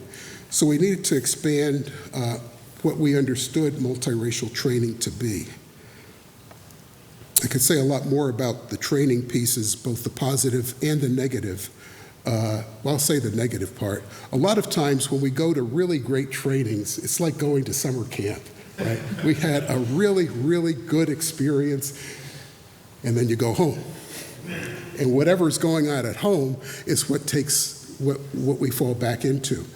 Well, a lot of the great training that I've discovered, heard about, learned about that went on in a lot of our denominations were that kind of training. So we tried to figure out, how do we not do that to where it was like that summer camp experience and where then you have to go home? How does training become an open door that leverages something else? So we tried to think of training that way. One of the critical things about certainly African American churches throughout our time in the United States is that there is no evangelism versus social ministry. These things are inseparable. They're wedded. It's like a coin. You have a head and a tail, but you don't have 2 coins. It's one coin. The life of Jesus, as it's lived out in the gospel, is one life of one Jesus, not 2. So the idea that a church is evangelical but not just, or just but not evangelical, does not compute. So how do we put together and help churches revitalize, find new life that's based in how their community outreach goes? And how can we help with that?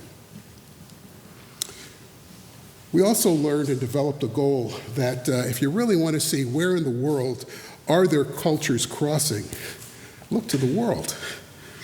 So global missions, that's their bread and butter.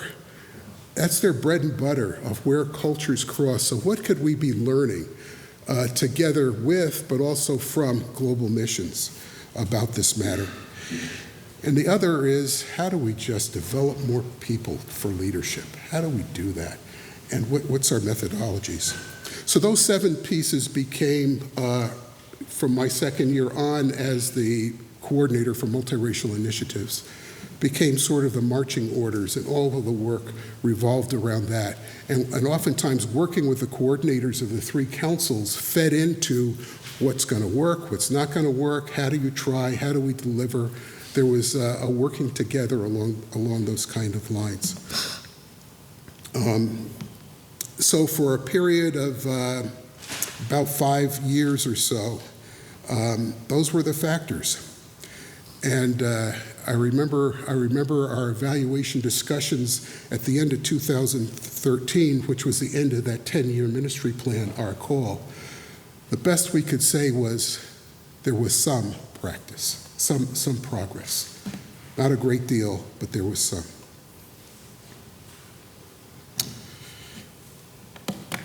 Remember, we spoke a little bit about the Evangelical Covenant Church as being a Protestant Northern European denomination that had achieved an important transition. Well, we wanted to see what were they doing that really helped them with that. One thing that they were doing was something they called the 5-fold test. So in 2009, we adopted their test, and what I mean by adopted, I should say adapted their test. We ran it through about 80 RCA folks of different races, different parts of the country, people who were more progressive, people who were more conservative, to see if we could reformize it, make it a little bit more of our theological rhythms and patterns and cadence, and a little bit less of whatever their piece is. Because we didn't want that to be the stumbling block to using a great tool to help change. So how do we make that thought form more compatible and so forth? So we did that kind of thing, and that tool is online, and you can download it and use it now. The tool has 5 main components around which evaluation can be measured. And when I say evaluation, what I could say too, it can be used for planning, it can be used for just general conversation, it can be used for evaluating and making changes either at the end or mid-course. It's a very flexible tool, and it's called the 5 Ps. The first P is population. So of the group, so if this was a committee, we would ask who's at the table. We'd say, who's here now, but ideally, who should be here if we're truly going to be a multiracial or multicultural, live into our multicultural future free from racism, who should be at the table? And then you make a plan. A year from now, we'd like to go from this to this. And this is how we'll measure that, maybe in 3-month increments, something like that. The second P is participation. Of those who are here, how are they participating? I love to watch tables that I'm, work tables that I'm at. Who's there like this? Who's there like this? Who's there like this? Talking to somebody. I'd like to get a scan of what's going on at the table and who's doing what and who's sizing up with whom. So the people who are there, how are they participating together? The third P is power or influence. So the people at the table and who are participating, how does influence work? How are decisions made? Who's doing what and how does it get done? Something that I believe long before my RCA time, the persons who are involved in setting the agenda have more votes than the people in the meeting who don't set the agenda. Okay, that's a power piece. Are decisions made at the water fountain? Long before I started with the RCA, I had a job and I was working with a senior executive as I was being oriented. He asked me if I played golf. I said, no, I don't play golf. Why? He says, well, that's where we make our decisions. It's when we're out on the course. And just frankly, if you're not out there, you get to implement. Okay? So P talks about who's making decisions, when are decisions actually made, how are they actually made, and you start with what it's like now. You project maybe in a year from now, we'd like to be like this. And in between now and that year, this is how often we're going to check to see where we're going. It's power. The fourth P is pace setting. It says, given the people who are at the table and how they are participating and how they are sharing power together, two things. What are the thorny existing challenges we have had that we now have new solutions for? And secondly, what are some new things that we didn't tackle before that we think we can tackle now? Pace setting. And then the fifth piece is purposeful narrative. It takes all of that other into account, and it says, how do people talk about our togetherness? Do we talk about we are one stream together going forward? Or do we talk about we are all various splintered tributaries and some of us are really not water currents, we're air currents and we're overhead? How do we talk about our togetherness? Yes, we need to have our individual storylines, our individual group storylines, but together, are we flowing in the same direction? And here's the other great part to that. When we're in our particular groups, do we affirm the story that we say when we're together in the big group? Or do we have a different storyline? You know what I mean? The Evangelical Covenant Church used the fivefold test to help them over 12 years to do an effective transformation. A former leader of that denomination told me that if they went into the room and the people that they said they had to have in the room were not there, they postponed the meeting until the right people were there. One of the things the RCA could not do was that. So we liked the fivefold test in many, many regards. We valued the idea that you could use it in so many different ways, but we never actually implemented it in ways that would perhaps have helped us in the way that it helped the Evangelical Covenant Church.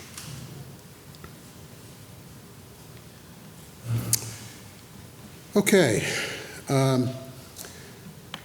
Around 2011 and 12 and 13, General Synod was doing some really, really deep work with regards to white privilege, and that was how it got framed, white privilege. Two particular task forces evolved from all of that work: the White Privilege and Discipleship Task Force and the White Privilege and the Processes Task Force.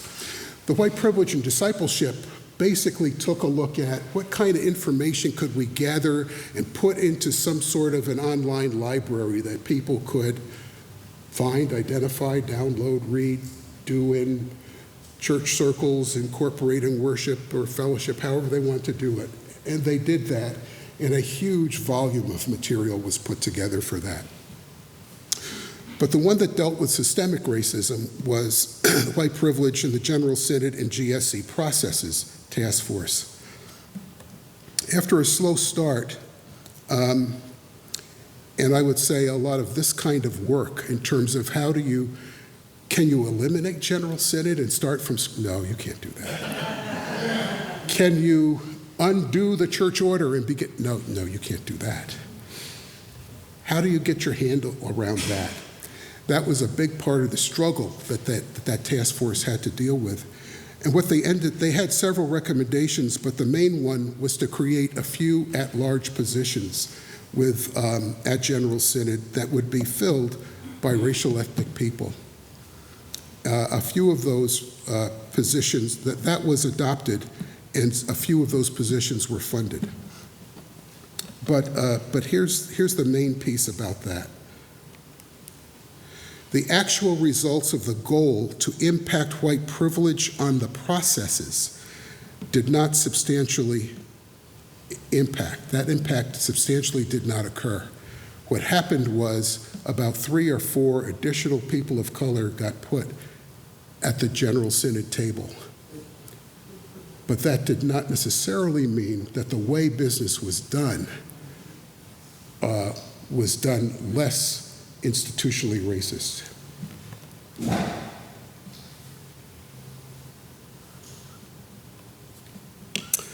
getting close to winding down. Belhar Confession. Before I talk about the Belhar Confession, I want to say something particular about the African American Black Council. As James indicated, it took a while on several critical issues for the RCA to actually move in some areas. The Black Council had members who were personal friends with people who were in South Africa who were fighting apartheid, and who were also part of Reformed churches in South Africa. They connected together, they visited each other, they slept over in each other's homes. And at some point in the 80s, some of the members of the African American Black Council began to invite senior leaders in the RCA to go with them on a trip to South Africa to meet with some of their friends and to see what was happening on the ground. Ed Mulder was the general secretary at that time, and he and some of his senior staff went with leaders of the African American Black Council and did that. Ed told me that when he went there, he did it out of respect for the friendship he had with members of the council. When he came back, it became his life's mission to help the denomination change. That's what Ed told me. And he said that he took a lot of weight, he bore some burden when he took this off. He burned some bridges, but he felt in his own heart and life, this is where God was calling the RCA to go next. The Belhar Confession was written as a confessional standard opposing apartheid that the Dutch Reformed Church in South Africa was supporting. There was a planted denomination from the Dutch Reformed Church called the Dutch Mission Church, and another planted church with members of it. The Mission Church were coloreds, and they planted churches by race. The Mission Church was colored, and then the Dutch Reformed Church in South Africa was black. Members of both of those groups banded together, among other things, wrote the Belhar Confession, and eventually merged. The Mission Church dissolved entirely, and a significant number of the members of the Dutch Reformed, the black part of it, merged together with them to form the Uniting Reformed Churches in Southern Africa. And that's the group that God worked through to really birth the Belhar Confession.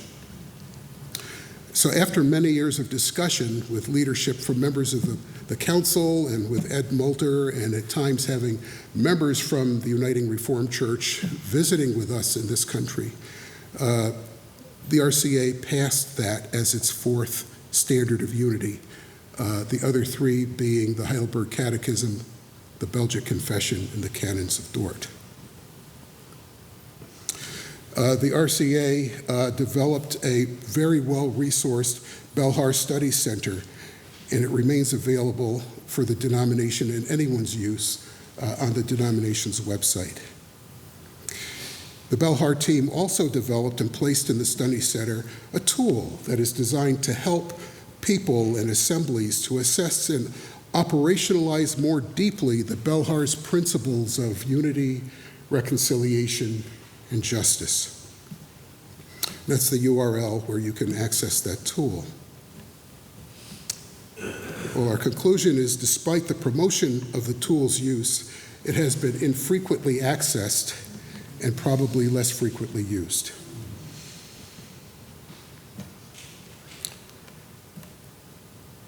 Okay.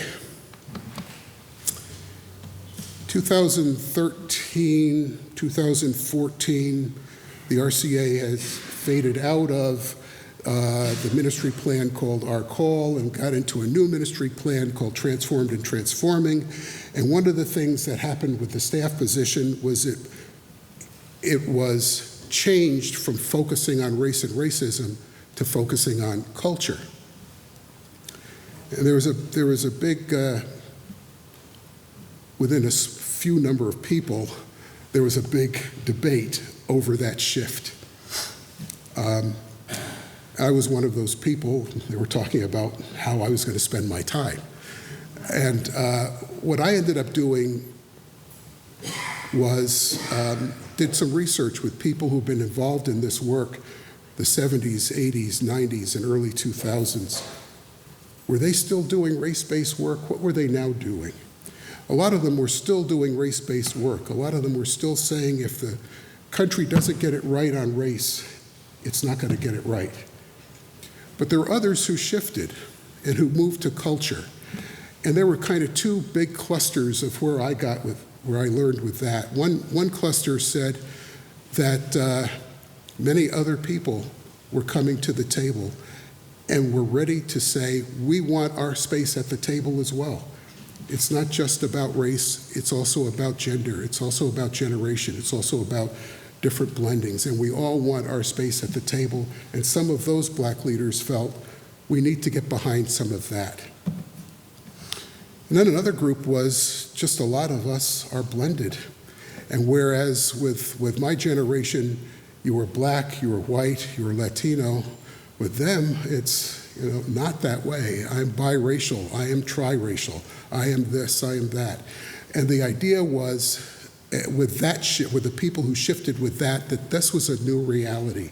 And solving things that were just on the black-white piece was not going to address this. So I found in my reading about this that some of the historic, longer-term leaders had themselves had to reckon with this piece. So I consented to continue with the RCA under what we called cultural agility as being a way of framing the way forward. That was, I would say, a strategically important shift.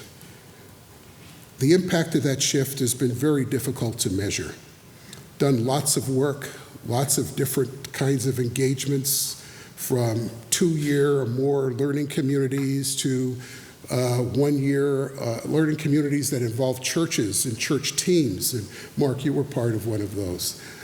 To a year or more of specific leaders who were there going forward together on a march, to one-off events, to lots of different approaches to this. How do you actually measure that change in only a handful of years? We could measure the work done, but not the residue left. We haven't had enough time. So the last measurement that we're going through now on the staff level is that we are moving from a single staff person focus to all of the staff who are responsible for delivering on the denomination strategic ministry plan. All of us together are responsible for bringing cultural agility into all of our work.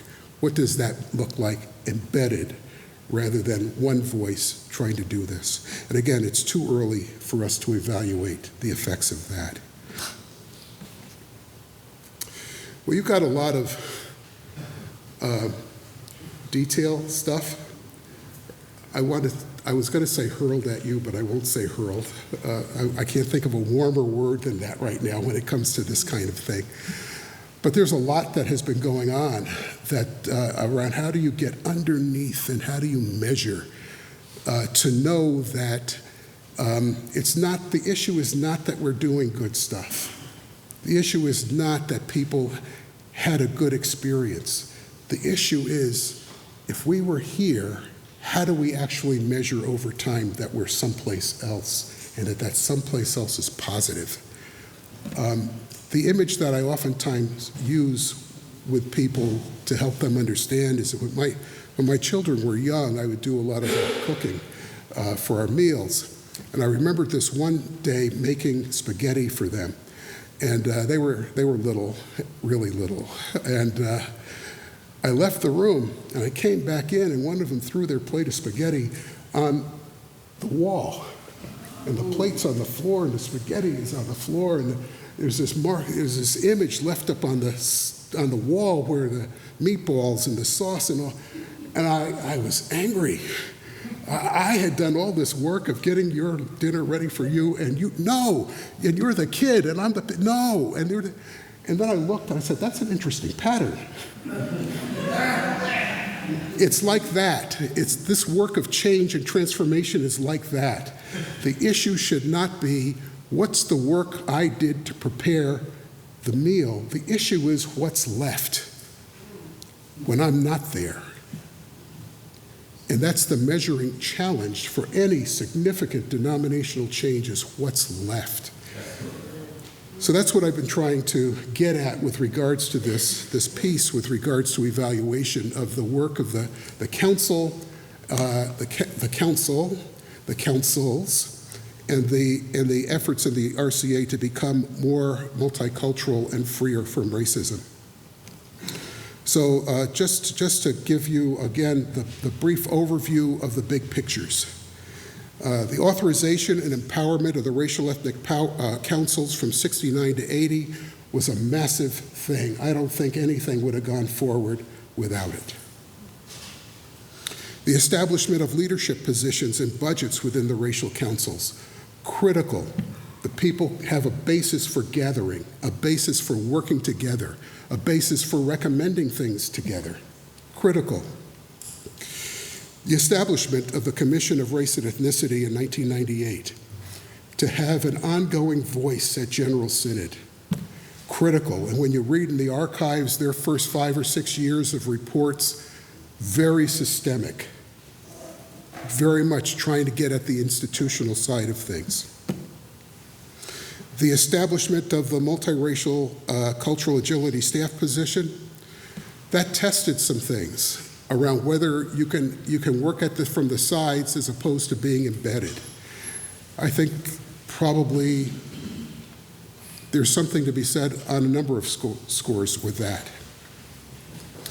The adoption of the Belhar Confession. I think it is important as a confessional thing, but I'm not so clear, and the evidence is not so clear on how it becomes operationalized locally. This next piece, seldom has the denomination or its units chosen to evaluate progress through the use of tools, or to consistently test the mandates of the councils or of CORE to ensure that there is a robust engagement in the RCA towards becoming more multiracial and freer from racism. Additionally, a survey was conducted in 2019. That survey indicated the number of racial ethnic congregations we have. That's fewer than when I started. And finally, I personally believe, but I cannot demonstrate, I believe there's been much more individual change and transformation. I think more people have become more aware personally in their own lives and ministries and have become more alive to what God is doing about having a multiracial denomination than we can show have been cultural or systemic changes. Thank you.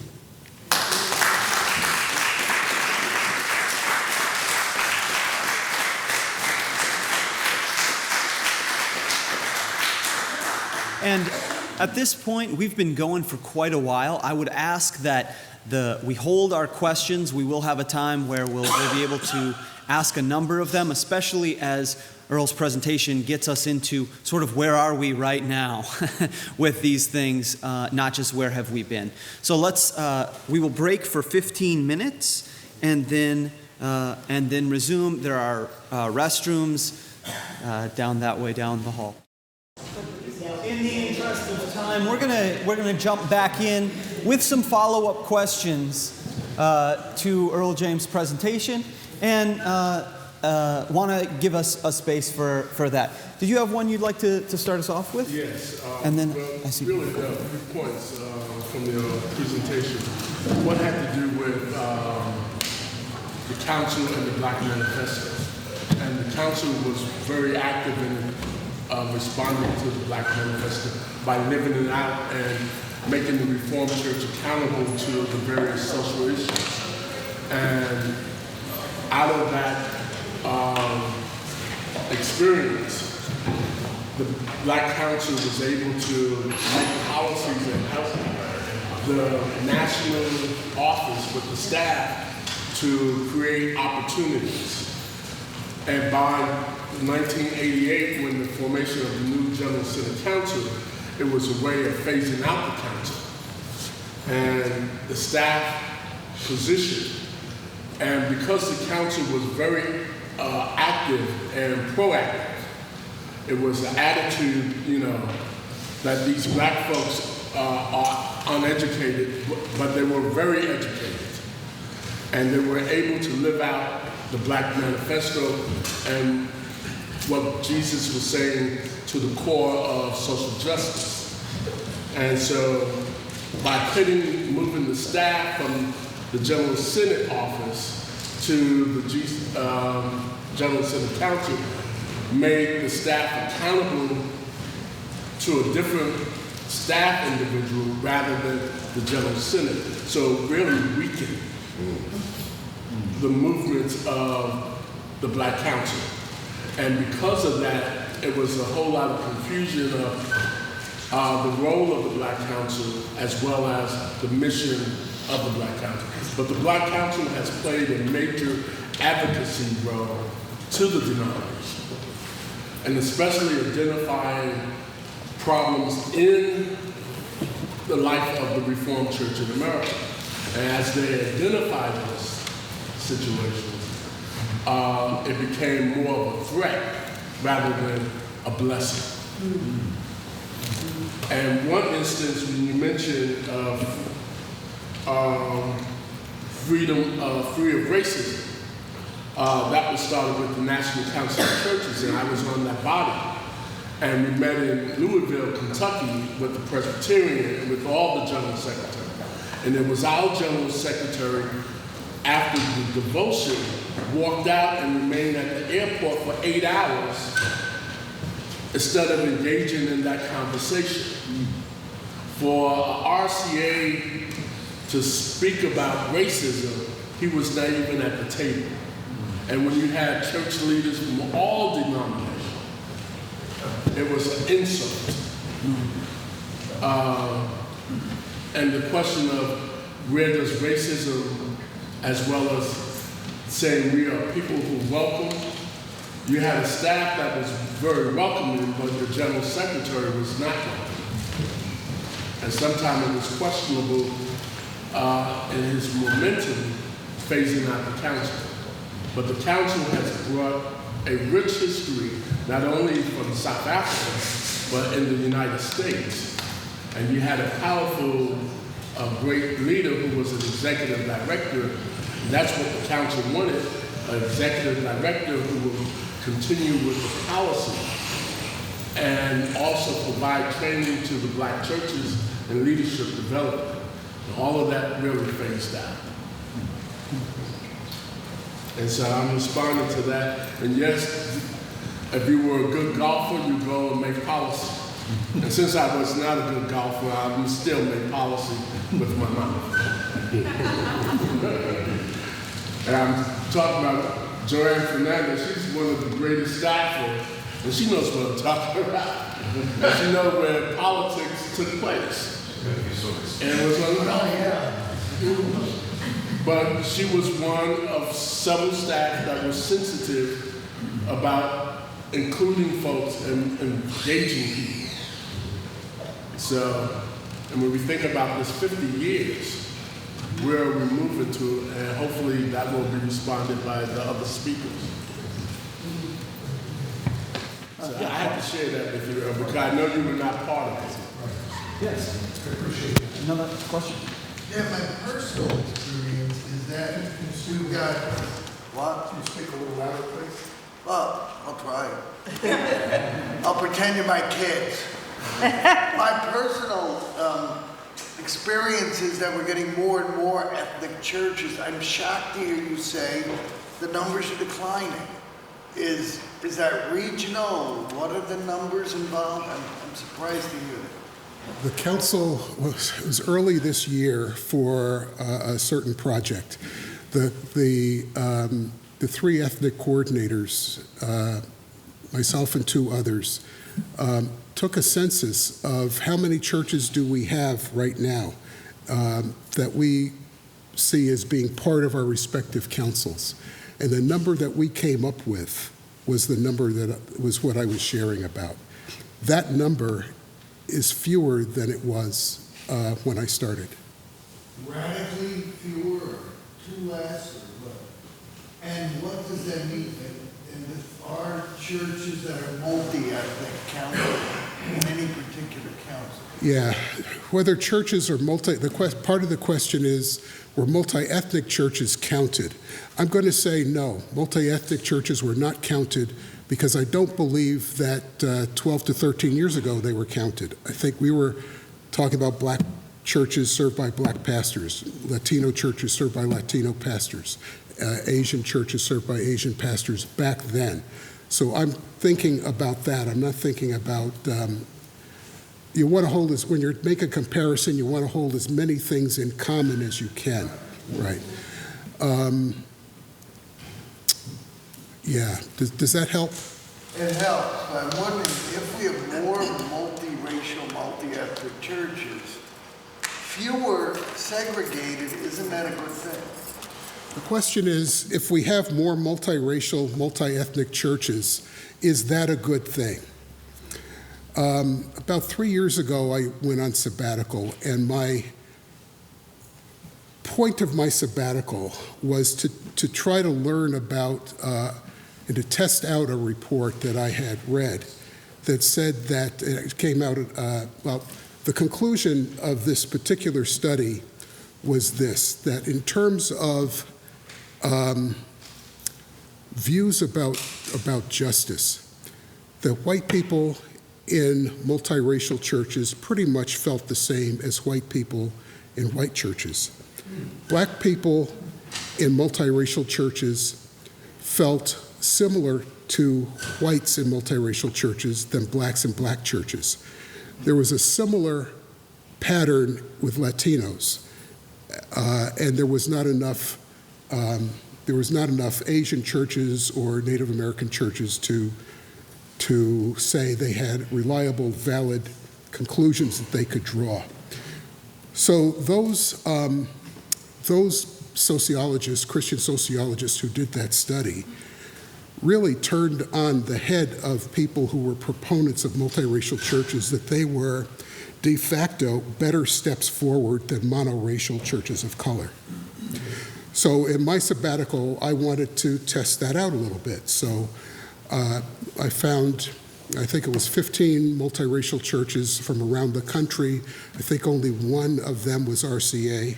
I wanted to get a sense for around the country, what does this look like? And with two notable exceptions, I would say the patterns I saw were the patterns those researchers found.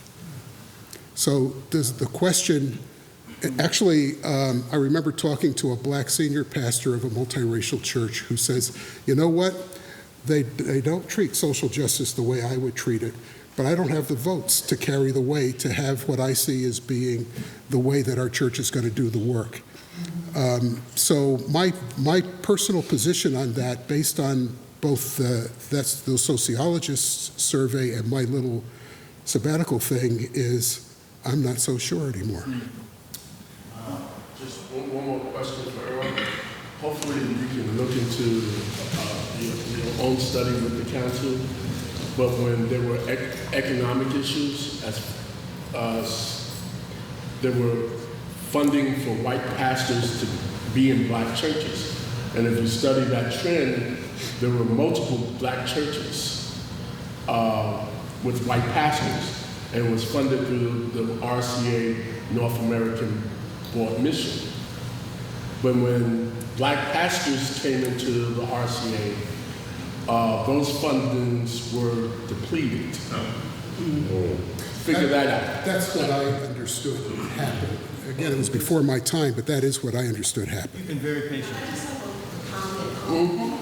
When you're speaking about white privilege, Yeah. Okay, and you mentioned something about people, I guess, black people were placed on the dais, I guess, at General Synod as a way to address that, something you mentioned about that. And I think that the issue with white privilege needs a little bit more in depth. It's not just enough to show inclusion, that you're including, black people to be in a particular position, but it's about treatment. And I want to go back, I went on a Sankofa with you several years back, which was very transformative for me. And on the bus, going from place to place, we went through different exercises, different videos. We listened to people talking about treatment and what people say to another and how that's interpreted and that sort of thing, and people not realizing what they say. And those like subliminal type of things, I think those exercises would be very important, especially when you're talking about, you know, white privilege, because people may not know what they say or what they do has this effect. And that's something out in society right now. I think this actress Chelsea Handler is dealing with that. She touched someone of color, I believe, and they felt like, you don't have that right to touch me, you know, just because you feel, you know, that way, you know, it's my body, that sort of thing. So I think that I'm just, you know, putting that comment out about how to handle that issue. I mean, I'm very glad to see that it's on the table. Art, if I could just take a quick moment to respond a little bit to that. You mentioned your point of entry was that in the white privilege impacts on General Synod processes and GSC processes, that whole piece, that just adding people to the table was not enough. That's an inclusive thing to me. I mean, I don't think of that as dealing with the white privilege issue. Right. Right. And then you mentioned the Sankofa journeys that we were on one of them. We did probably 14 or 15 of those journeys. And I would say there was a lot of personal transformation that came out of that. We were not set up, nor were we really thinking at that time about how do we track institutional change and systemic change that those people would then leverage in their own settings. That's something we should have done, and we didn't do that. I wish we had. Then that may have been a better tool to have been of assistance to that particular committee on its work. You know, it's interesting. I'm just sort of looking at our group here. I know the Reformed Church is more than 90% Caucasian. And the same in the Presbyterian Church. I mean, we get the same. Anytime we have a serious discussion about race, the majority group is black. I look at this question, James Forman, just going back, he was not interested in integration, as you know. He was talking about financial material for blacks, because what he saw is this kind of thing, that in the Presbyterian Church, now I'm a member of the Presbytery of Philadelphia. I belong in the Committee for Preparation for Ministry. And the only two candidates who are black, well, there are only two. Out of all the candidates, there are only two, and their liaison. And both of them are having difficulty finding churches because the black Presbyterian churches, the majority are in Philadelphia, are dying. There are only two that are really strong, and they're headed by women, black women.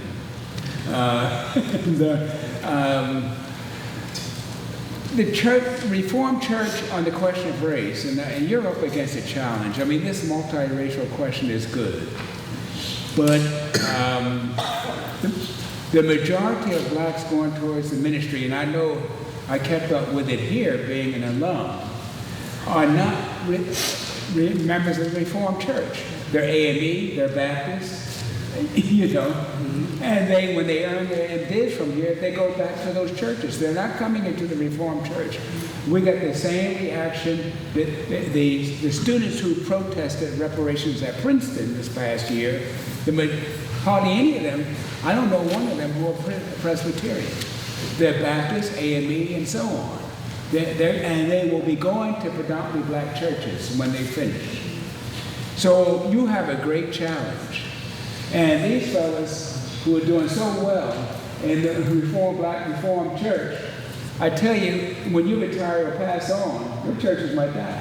You You know what I mean? Because you're not getting anybody following up, to come in as pastors.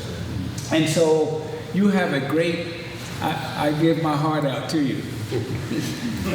But what were your thoughts, or are your thoughts about developing leadership that might go into the Reformed Church? Is it happening? I almost want to say, let's talk afterwards. Yes. I think that would be certainly the case. Could I say one thing? Yes. I just want to say, one thing. I'm not RCA.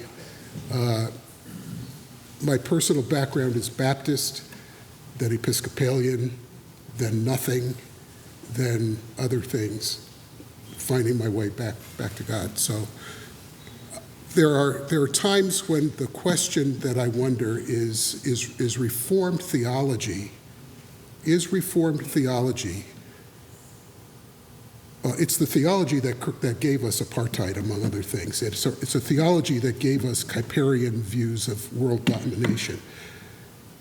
Is Reformed theology a good place for black people and for people of color to be at home inside of the RCA? For me, that's a question. I have no idea how to get at that kind of answer.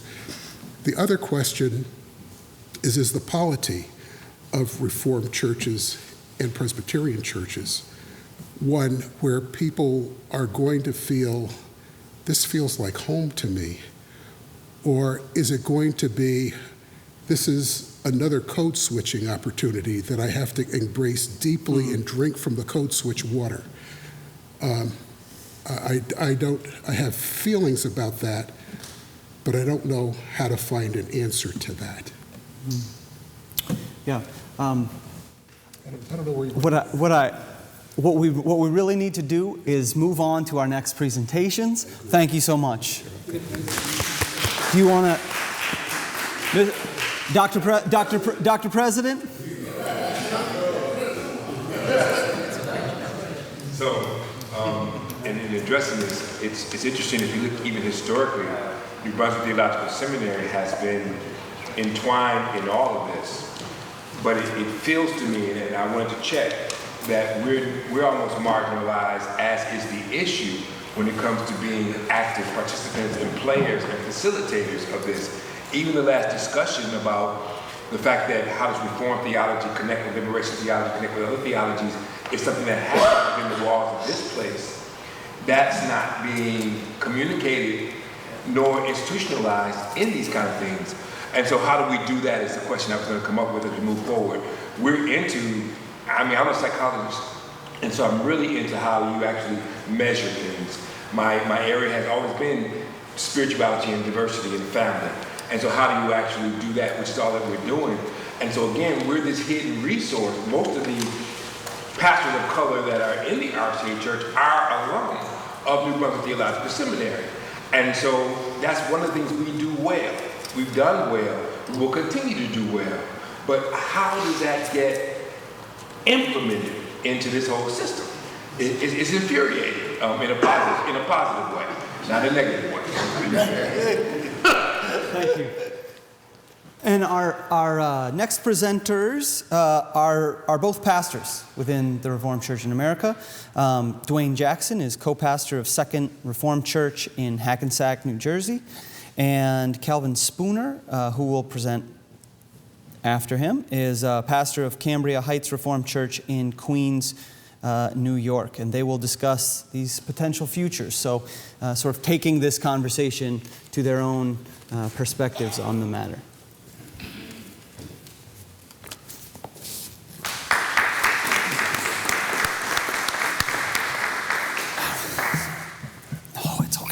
I'll start out by saying this last conversation pretty much wrapped up my entire speech. And Calvin's too.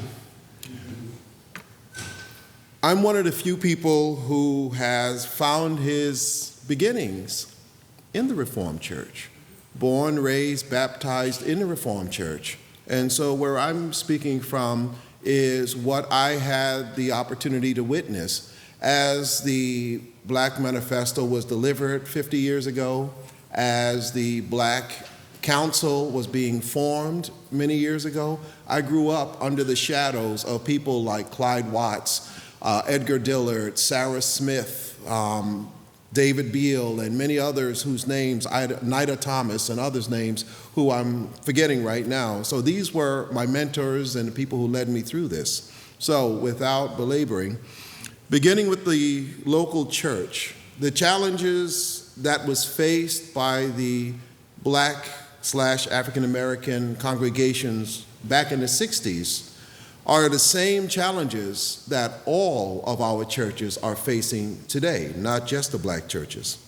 And so while we're trying to be faithful to reaching out to preach and teach the good news of the gospel to the people in our community, what we've discovered is that the community keeps changing.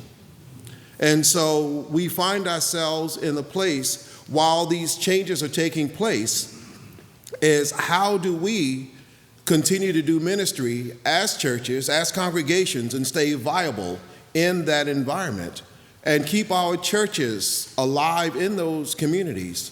How does our congregations reflect the community that we're ministering to? And then the bigger question, how do we do ministry with a leadership that does not reflect the community or the congregation that's changing? Realizing that this is the reality, the Black Manifesto came out, and it became a way to encourage people to first become a part of the church in a different kind of way. And so following that, as the membership of the church began to reflect the local communities, for example, the church I grew up in, as they saw Reverend Dr. Wilbur Washington as a up-and-coming seminarian, they hired him as a person who would go out and evangelize in the projects that I grew up in, Patterson housing projects, as a young seminarian to bring more Blacks into that church, which was at that time pastored by a white minister who was transplanted from the Midwest. And so as the church began to change, as the congregation became more integrated, the next question was, how is that going to be reflected in the leadership? Little by little, as a natural progression, the leadership began to change. And as the leadership changed, as the pastor changed from being white to being African American, as it was mentioned earlier, the monies began to deplete. Funding sources that once helped the church to continue to sustain itself began to be withdrawn. And before we knew it, we found ourselves struggling to find a way to do ministry with limited funds, struggling to find that balance between keeping up a building that was old and decaying and finding a way to fund the ministry. And funding the ministry meant paying the monthly bills, paying our denominational assessments, paying our quarterly insurance, which hits every congregation heavy, and then trying to figure out how to pay the pastor. And then after that, when you try to pay, yeah.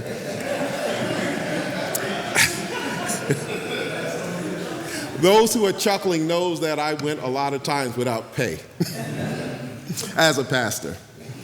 And then after you figure that out, you look in the checkbook, and then you look up at the hole in the roof or the wall that's caved in. Or in my former church, the 6 raccoons that they just got out of the roof and in the walls of that building. All of that takes money. And so now, when we look at that as being the reality that our racial, ethnic, Black churches are facing, we now look at where we are today. On this, the 50th anniversary of the Black Manifesto, the issues that were raised back then are still the same issues that we're fighting today. And so long as we allow the church to live in this place of disparity, financially, politically, as well as having this staunch differentiation between races, creeds, and colors that are now coming into all of our communities, our communities that are being transformed and gentrified, we will never be able to do effective ministry. What's been happening with our churches is the same thing that's happening with all churches. All of our churches, as it was stated, are in some state of decline. And in this case, it's a natural decline that we're not able to recover from. Decay of a decline in membership due to just simply age, passing away, moving away. Folks that are physically no longer able to come to church. And then, last but not least, for those of you who are familiar with a lot of our churches here in the New York, New Jersey area, a lot of our churches, you cannot get into them if you have disabilities or issues with walking. And so it's with that we have to learn from those mistakes in the past, because we still, in the midst of all of that, exist in a denomination that did not take into consideration the fact that our local churches need funding so that we can manage to survive and do effective ministry. And so when it becomes more of a political issue as opposed to a pastoral or ministry issue, we find ourselves struggling, again, trying to find that balance. And so, once again, where does that leave us? Well, as we find ourselves in this place where we're looking at where we've come from and where we are now, and knowing that our mandate is to do ministry in this year that we're in, the Black Manifesto has made us aware of some of the things that we have done wrong. As it was stated, it didn't give us the answers, but it pointed out the things that we didn't do well. Our denomination as a whole did not embrace the diversity of our society, and it did it to its detriment, because it's not only the Black, Hispanic, Asian churches that are dying, the white churches are dying as well, because it did not embrace or take seriously those changes and transformations that were coming. Today, if we are wise and we open our eyes and look in retrospect, we actually have a blessed opportunity now to do ministry going forward. One of the things that we are challenged with in dealing with this decline is to look at our communities and see what we have to work with. And so there were 3 things that I came up with that would actually help us as a learning tool, building on what we have learned in that Black Manifesto. The first one is that we must be willing as a denomination to financially invest in our local churches, our local congregations, so that whenever we come together for whatever meeting we're at, that money does not become the beginning sentence, the ending sentence, and the death sentence for all of the things that we would like to do in reaching out to do effective ministry. The second thing that we've learned from that is that we must stop looking internally and embrace the fact that we are living in a world that is diverse. Our communities have become more and more diverse, and it's up to us to take seriously our call. Our call is to do ministry to whomever God puts in our way. And so it's with that, when we reach out into our communities, and this is where we got it wrong over the decades, we're not looking to just simply replace the persons who have passed on or moved on with the hopes that we can assimilate them into what we already have, but to reach out into those communities and invite them to come with the richness of the cultures and heritages that they bring and allow them to be a part of the larger body of the church. And then last but not least, and this is the most difficult one, as the congregation begins to change, the leadership has got to change as well. And if the leadership that's in place does not understand the culture and the intensities and all the things that make up that congregation, people leave. They fall away and the church will die. And so if we can embrace just these 3 things, I believe that the church has the potential to grow once again if we take seriously our job to minister and do ministry in a multicultural environment and in a world that's leading us towards a multicultural future. The problem that we face is that the infrastructure does not support most of what I just stated.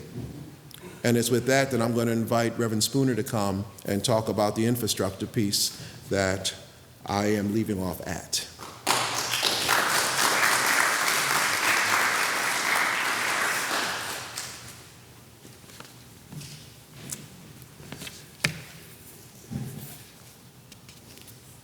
So I too am a son of the Reformed Church in America. I was raised at the Elmendorf Reformed Church in East Harlem, where Elder Clyde Watts was one of our elders, and he was a giant, and he is one of the people whose shoulders I stand on today. Reverend Dr. Michael Edwards is also born and raised in the Elmendorf Reformed Church, and Elder Watts and Elder Dillard and many others are the shoulders that we stand on today as far as our spiritual formation is concerned, and being able to have a platform and stand in this platform to be able to speak to you on this issue of racism. As my dear brother, Reverend Jackson, mentioned when we talked about the infrastructure of the Reformed Church in America, the infrastructure of the RCA itself is one of the main challenges of dismantling racism within the Reformed Church. There are several assemblies, commissions, agencies, and boards in RCA polity, yet there's no tangible level of accountability in the area regarding race or racism. Some of our Reformed Church folks will say that there's the Book of Church Order, which deals with government discipline and Reformed Church bylaws, but I would say to you that that's enough. That's not enough. And I'll give you a couple of examples. In 2010, the General Synod Council received complaints by racial ethnic councils of neglect by classes towards racial ethnic congregations. So what did General Synod do? As Reverend Brum mentioned earlier, they formed a committee to take a look at it and to investigate it. The Reformed Church is real good at making committees and forming committees. And in 2011, this committee came back. It was called the Committee Investigating Reports from Racial Ethnic Councils of Neglect by Classes Towards Racial Ethnic Congregations. And this committee found the following. They found that charges that some classes have treated some of their racial ethnic congregations with neglect is real. Secondly, they found that neglect is most likely to occur when classes do not actively engage their Book of Church Order mandated responsibilities. Like, okay. So what happened from that committee? Not much. Years have gone by and not much has actually happened. But the findings of that committee happen to have found its way back to General Synod Council, and at General Synod Council's March 19, 2019 meeting, 8 years later, the General Synod Council refers and asks the Commission on Race and Ethnicity to re-examine this complaint from 2011. 8 years. Nothing really happens in 8 years, And now General Synod Council wants to hand this off to the Commission on Race and Ethnicity to see what they could do about it. Just let that sink in for a minute, 8 years. Another example of a structural issue within the Reformed Church of America. In the current structure, there are many commissions within the Reformed Church of America. There's a total of 11 commissions in the RCA. Of those 11 commissions, only 3 of those commissions require that a person from a racial ethnic council serve on those commissions. A racial ethnic council member is mandated to serve on General Synod Council, is mandated to serve on the Commission on Nominations, and is mandated to serve on the Commission on Race and Ethnicity, CORE. Of the other 8 councils, there's no mandate at all for a person from a racial ethnic council to serve on any of those commissions. Therefore, you have several commissions within the RCA that have no persons of color in it, period. So when we talk about making decisions and we're talking about getting different perspectives, there are many areas within the RCA where there's no voice at all coming from people of color. Resources, or lack thereof, is another issue. And I'll give you a couple examples of those. In 2017, at the 2017 General Synod, the report of the African American Black Council that they made to General Synod recommended that General Synod allocate resources in addressing racism. And these are some of the recommendations that were made. And I'm just going to read them to you. One recommendation was the creation and establishment of an RCA anti-racism policy. Another recommendation was to add anti-racism as another core initiative of Transform and Transforming, and to hire a person of color to be coordinator for anti-racism efforts. Another recommendation was to include anti-racism training in the existing leadership component of Transform and Transforming. Another recommendation was to urge the RCA assemblies to provide an annual one-day event dedicated to anti-racism. Another recommendation was to reinstate the RCA Racial Ethnic Scholarship. And another recommendation was to expand the racial ethnic presence into all RCA commissions, boards, and agencies. These recommendations have been submitted to both General Synod and General Synod Council, and they have not been received favorably. Unfunded mandates, it impacts assessments, and really no desire to add another core initiative to Transform and Transforming. That's what was being told back to the African American Black Council. And a third area of infrastructure that I want to point out to is commitment. Brother Earl in his presentation pointed to the intentional shift of General Synod Council from addressing racism to addressing culture.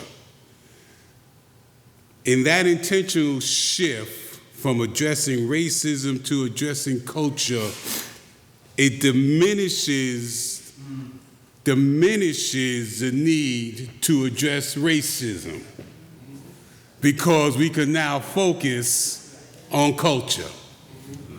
So we don't have to talk about racism anymore because we're talking about multicultural.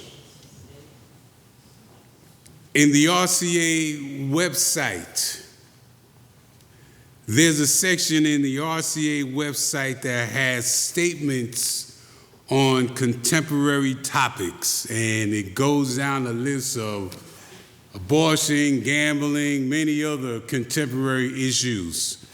There's no statement from the RCA regarding racism.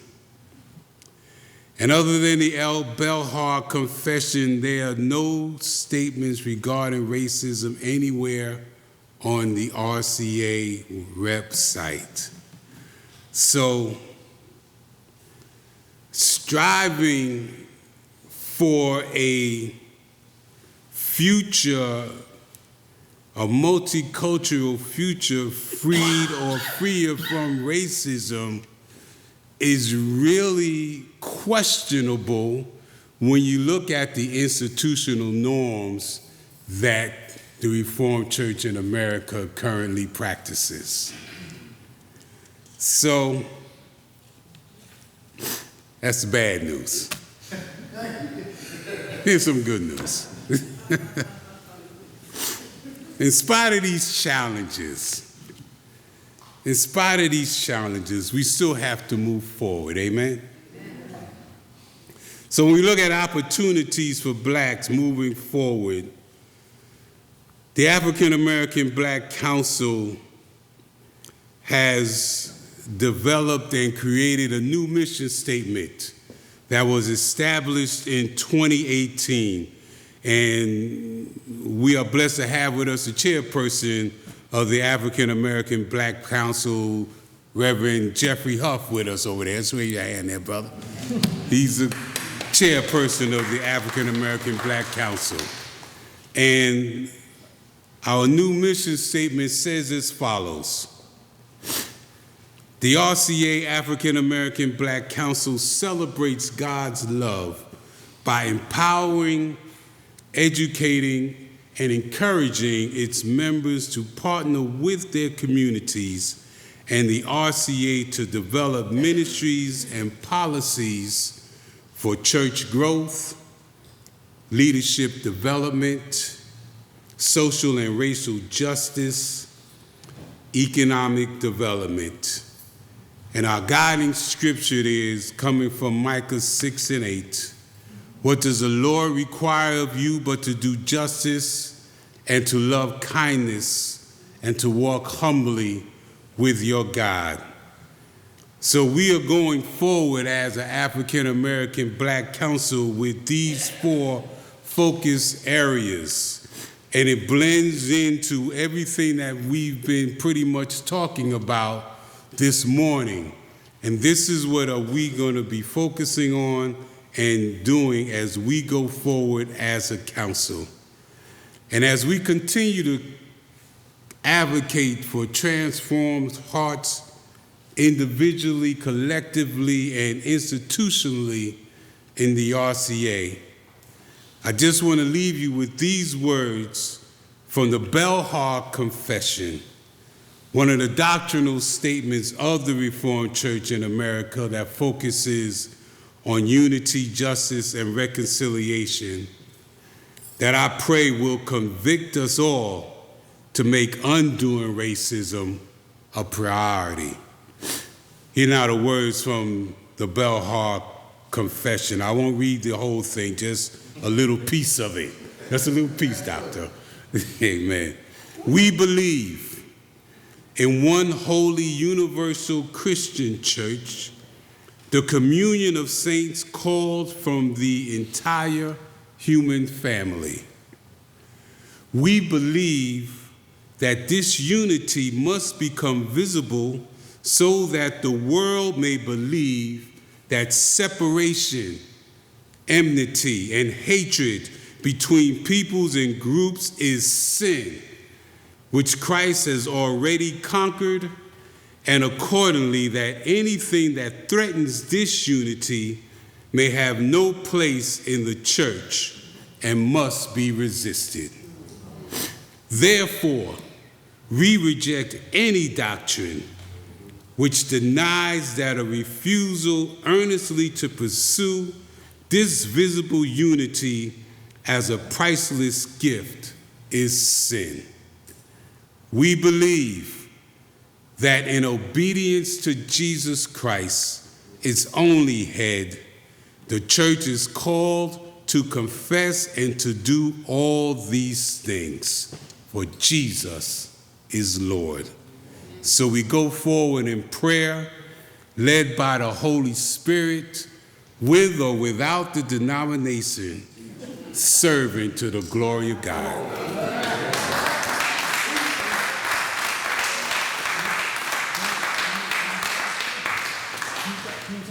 Can we field a few questions on those last two wonderful presentations as well? Well, it's sort of a combined question, Reverend Jackson especially. I just want to get an understanding of, I've lived in New Jersey almost a half a century on the faculty at Rutgers, and I saw a slight change in New Brunswick. I didn't see Newark change any. I didn't see Camden or Trenton change, and they're predominantly black. And I live that close to Philadelphia, and I don't see any whites moved into South Philly, North Philly, West Philly, and Germantown. Germantown was white and turned black, like the past century has shown us. Sure. When you say multicultural communities and have an advocacy to them, which communities are you talking about? Oh, sure. Well, I haven't seen it. I am currently living in Newark, and since I've been there, all of the public housing that's in my area, which is around Rutgers and NJIT area, have all been blown up, demolished, and replaced with 2 and 3 level homes, townhouses, and you've got a huge influx of people of white, Asian, Hispanic, all coming in that are drawn in from either the hospital or from the colleges. And so what you're seeing is less and less black people in certain areas and being pushed further and further to the oranges. So that's just where I live.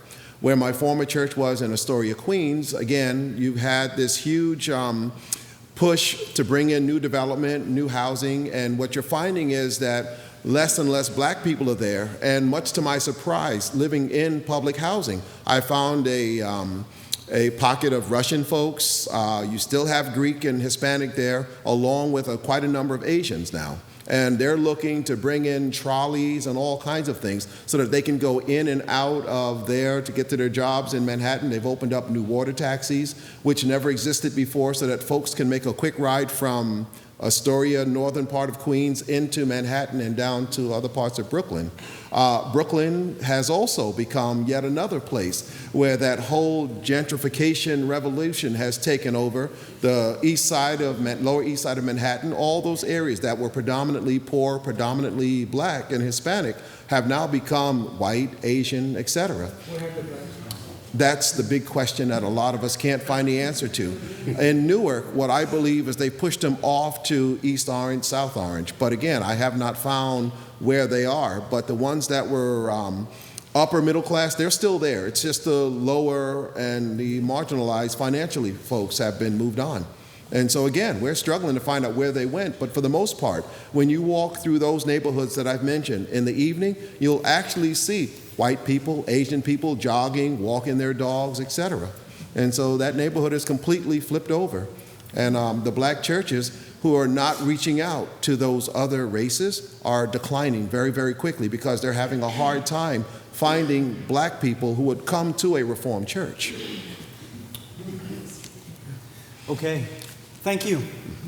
We have, okay, we'll do one more question before our last presentation. So it's more of a, well, actually, I guess it is a question and a comment for Reverend Spooner.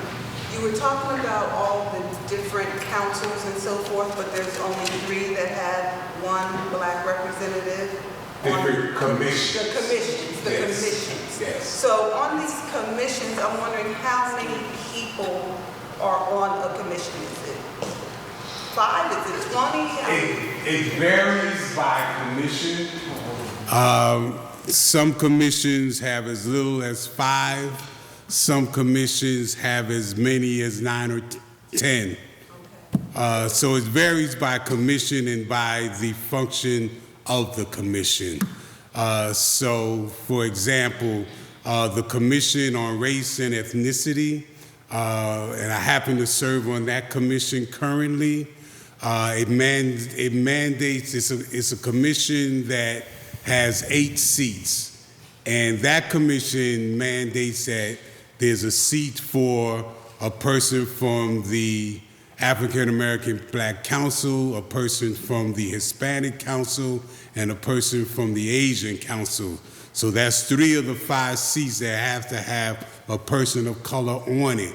Those other 5 seats could be anybody. It can or cannot, it may or may not be a person of color on those commissions. So, and it's the same with the General Synod Council, which has many more people, and it's the same with the Commission on Nominations, which has many more people. So, for example, on nominations, would each of the 3 councils, the ethnic councils, right, would have a voice, so that the one is actually 3? Or correct. Okay. Correct. All right, thank you.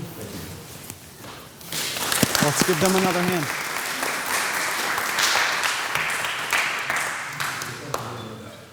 And our last presentation of this time together is from Denise Kingdom Greer. She's the pastor of Maple Avenue Ministries in Holland, Michigan.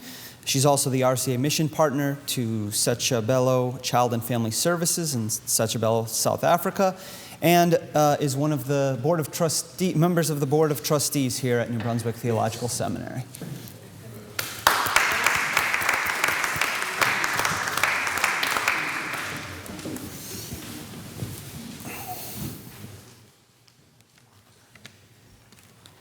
Dr. Bethel, I grew up in the Baptist church. So I'd be remiss to not say giving honor to God,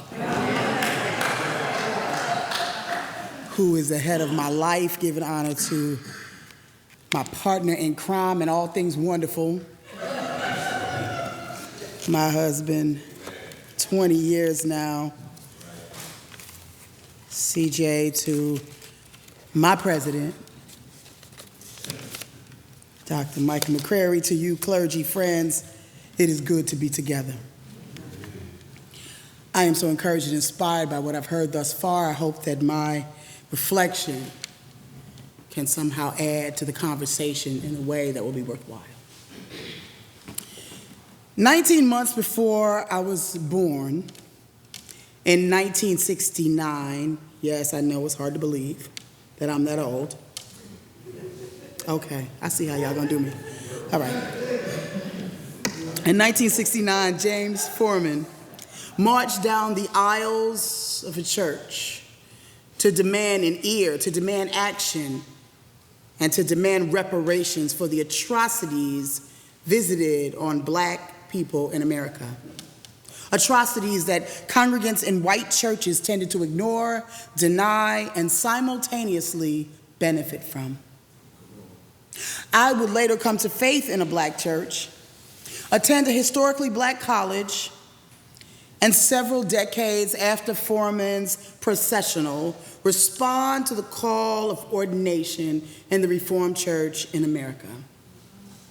I've been given to ascend into the chancel, to occupy the pew, and sing from the balcony the songs of the great Reformed tradition in seminaries, churches, and assemblies throughout. I recently, though, discovered a secret closet in the Reformed Church in America. You probably haven't seen it because it's downstairs in the basement, behind stacks of all worship the Lord hymnals and catechism books. In a dusty corner is a treasure that has not been touched since it parted her doors. It's a box. And if you open it, you will find these contents. There's a Dr. Watts tone with the Kurt Franklin sway. Can I get amen? There's an old tambourine used to accompany song long before the organ was invented. There's grandma's hands with her white gloves and 3 handkerchiefs, 1 to dry happy tears, 2 to cover the lap so that anybody's child could take a nap, and 1 to wave in the air when the message hit home.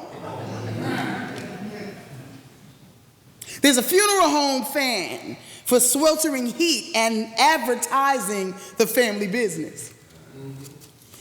There's a red pillow where fathers and mothers of the church knelt to pray.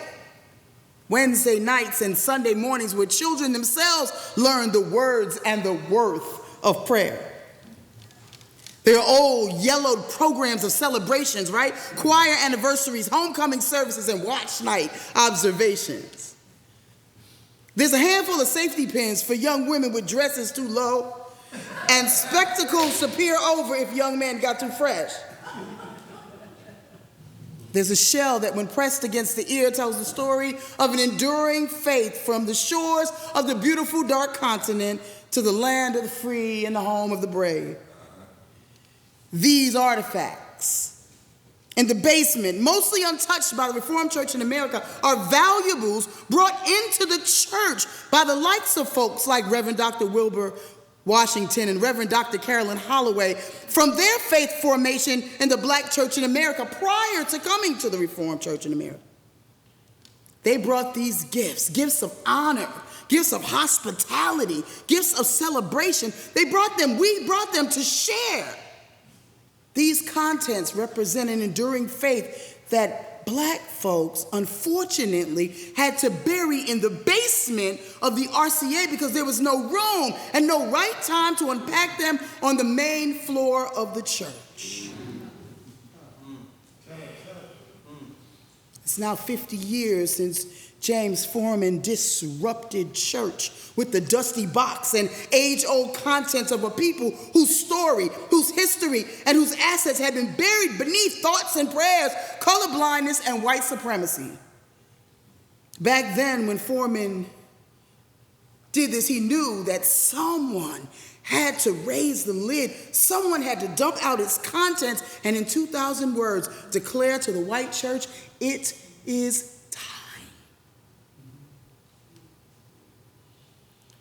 Fast forward to 2015. The General Secretary at that time, Tom DeVries, responded to grand jury decisions related to the deaths of African Americans at the hands of the police. In his response, he invited the voices of African American leaders to share their personal perspectives as he declared, it is time to listen. This was most certainly a disruption of the Reformed Church in America, who had espoused the vision of a future free of racism and yet remained largely unwavered by verdicts, protests, and a slaying of Black bodies in the streets in America. It's time called from the shadows the lived experiences of Black people in the RCA to lead the denomination on a journey to the basement of its church, to listen, to learn, and to lead. Please listen to the reflection of people and learn from congregations disrupting church in the RCA. The late Tony Campbell, and former director of local and global missional engagement, had long ago resigned to retire from disrupting church with the problem of racism until he was asked to contribute to the It's Time project. He invited the church to listen to a story about his son, who as a Calvin College student had been pulled over for a busted taillight and arrested for having an expired license. After being arrested, he revealed to the officer that he did in fact have his Calvin College identification, to which the officer responded, "Oh, you should have told me you went to Calvin. I would never have arrested you. I thought you were just somebody on the street." Tony decided to disrupt his own silence, to tell this story, hoping to disrupt the church's indifference around the over-policing of somebody's on the street in America. The collegiate churches decided to disrupt the usual prayers of the people with prayers of self-examination, saying Jesus taught us to first examine our own complicity in a problem before pointing out the faults of others. This is particularly important in addressing racism. They say racism isn't a problem out there, it is a problem that touches all of us.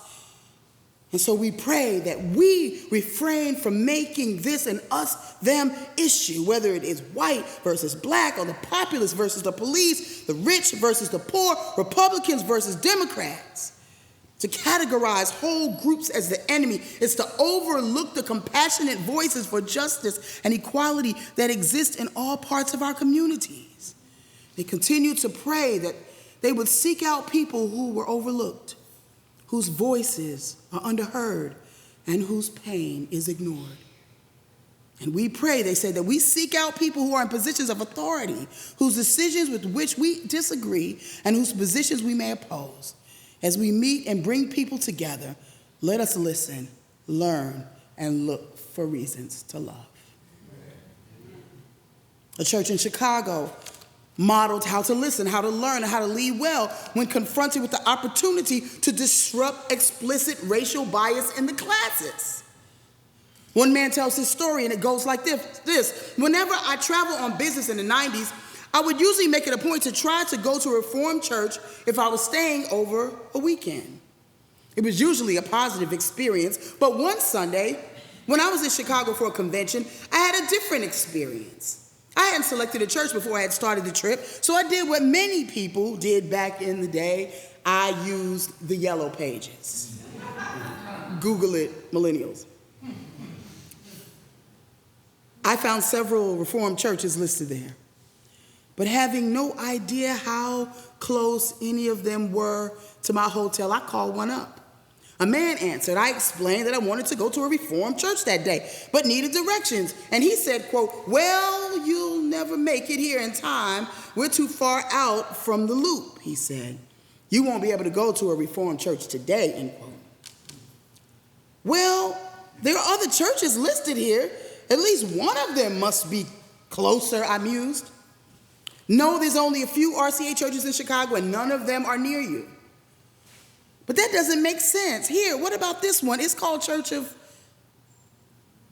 Well, yes, you could probably make their service, but it's not really a Reformed church. But it says right here, Reformed Church in America. Did they make a mistake? Well, it's not really Reformed. Okay, I'm sorry, I don't understand you. Is it part of the Reformed Church in America or not? Look, the man said, if you go there, they have blacks and Hispanics there, and God knows what else you'll find. It's not really a Reformed church. I was floored, he says. You see, I don't have a voice that many people think of as a black voice. I've met people before who had only talked to me on the phone and were surprised when they met me to see that I was black. I thought to myself, he thinks I'm white. I was really too stunned at the moment to say anything else than, "Oh, thanks," to end the conversation.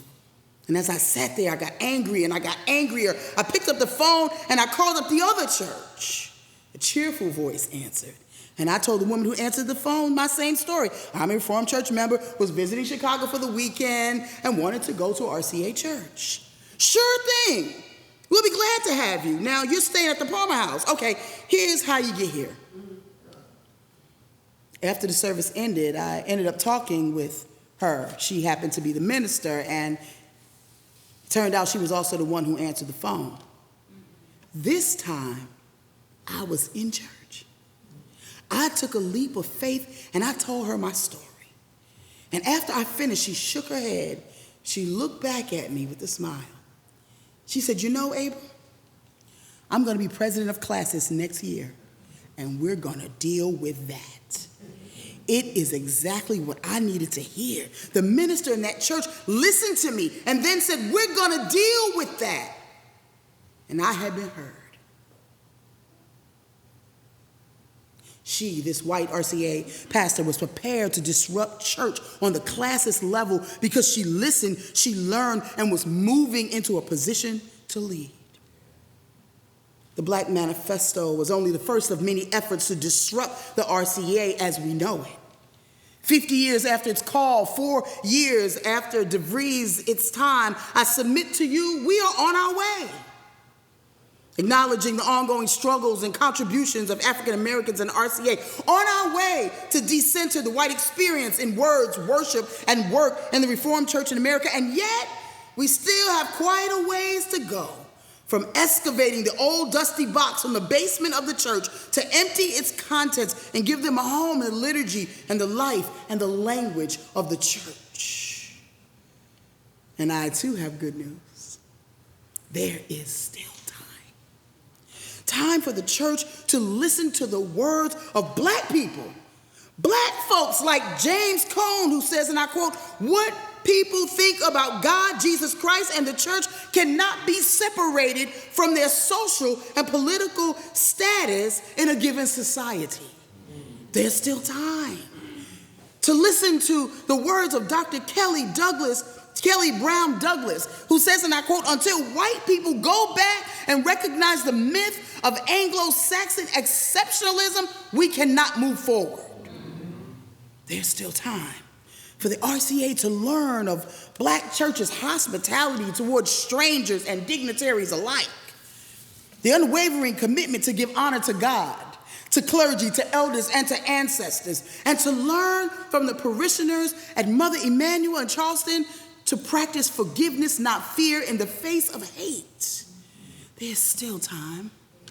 There is still time, friends, to lead the processional that disrupts the silence, that disrupts classes, that disrupts prayer meetings. And like me, in my It's Time reflection, there is still time for the RCA to get out front, to take up the mantle. It's still time to lead by laying our lives down collectively as brick and mortar to become a bridge from the basement to the baptism font where all people gather as God's beloved. And so finally, my reflection of its time. I am a bridge, a flawed, broken, biased, and sinful bridge. On one side, I listen to understand and express love for my white brothers and sisters who try hard to love black bodies and black ways without actually seeing black at all, who benefit from genocide and patriarchy and slavery, the GI Bill, FHA loans, imperialism, white supremacy, white privilege in general. I really do love them. Not by word only, but by worshiping to the tune of their music, by excusing comments that pierce my soul, and by giving freely of my experience, my story, and my time to be a bridge. I am a bridge. On the other side, there is a need for me to confront candidly and discreetly the ills of my people, mostly black people. I was reared in the black church, moved to a segregated South, went to a historically black college, and have beautiful black children. But I am not blind to the faces of black people who commit violent crimes in our cities. I am not deaf to the ignorance that I often hear flowing from the lyrics of our music. And I am not unaware of the academic statistics that report our black children as exponentially under-resourced, undereducated, and undermotivated. A simple lesson in American history will help explain how we arrived at this place. But even I grow weary of trying to move forward when internalized oppression holds us back. So I get to be a bridge. And as the nation divides over recent verdicts concerning black men slain by police officers, I stand as a swaying bridge. I am weary for sitting in services that exclude my tradition, tired from standing up for black children viewed as a problem before they even open their mouths, weak from bearing the burden of both white guilt and black indifference, and bold from the anger, from the hate, and the injury hurled from one side to the other. I am a bridge with no toll. The racial tax never gets paid for being the first or the only bridge nearby. My car gets pulled over by police for no reason. My voice gets muted by the majority. My experience is discredited by the church, and my history is denied in America. Yet I still, beloved, stand as a bridge, because God has placed me here in this denomination at this time in history to be one. And so I stand as a witness, beloved. It is still time to disrupt the Reformed Church in America. Amen.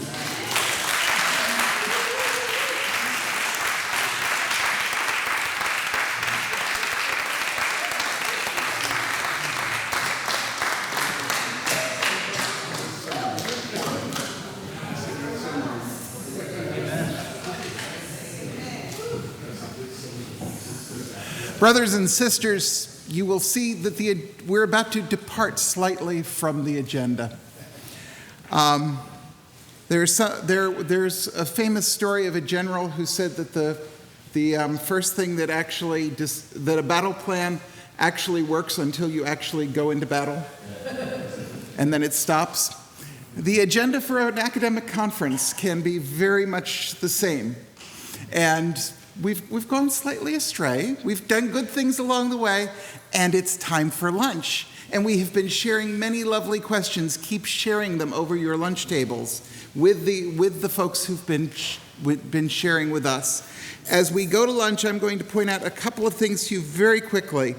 You have two places where you will see things about upcoming programs for the Reformed Church Center. One of them is inside the leaflet, which talks about the things that are coming up very soon, including more talk that will deal with the issues of race and ethnicity as we talk about missions and how the Reformed Church has dealt and other churches have dealt with the larger world just next month. You will also see a lovely brand new postcard. We've got postcards from the development office. They just arrived. There are more of them on the table where you registered. If you'd like to take some back with you and leave them around at your church for folks, take them. Good. That will be a good thing. If not, they will simply wait for me to come and visit you at your church, and then I'm going to bring them anyway. So you may as well. The other things I'd like to mention, we will soon be receiving applications and proposals for our fellowships in Reformed Church history, in Reformed Church women's studies, in Reformed worship for the next academic year. That will be coming very soon. These are chances for anybody and everybody to come and take part. Somebody once said to me, a lot of the people who've done the fellowships are white, and not too many are people of color. And I say, I keep begging for people of color to apply so that I can give them money and let them come and study. So apply so I can give you money and let you come and study. I'd really like to do that. Really honest. And so that's coming up. They will be on the website probably next month. Yeah, next month. It'll be in November. If you want to find out more before that, contact me directly and I'll talk about that. And last but not least, you'll see a nice little blurb at the bottom of the back page about the Friends of the Reformed Church Center, because we have to keep paying the bills around here. The boss agrees with me, so we will. I invite you to take a moment. Yes, Michael. I just want to acknowledge and salute, because I know I'm going to be retired soon, but I'm thankful that we have RCA seminarians with us today, and that's a blessing, and especially too from the DeWitt Reformed Church, and so I'm thankful, and we have others. So won't y'all just stand and just seminarians?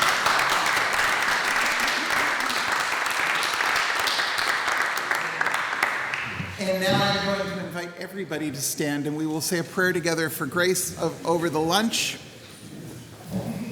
All of us who've moderated consistory meetings know that the reason you stand for prayer at the end is so that circulation returns to your feet and you can leave the room. Let us pray. God, bless to us this bread, and we pray you give bread to the hungry and hunger for justice to those who are fed. God, bless to us this bread and bless the cooks. And let us all say, Amen. Amen. Go to lunch. You will see the bucket for donations. If you haven't put yours in, go ahead. If you're not supposed to, don't.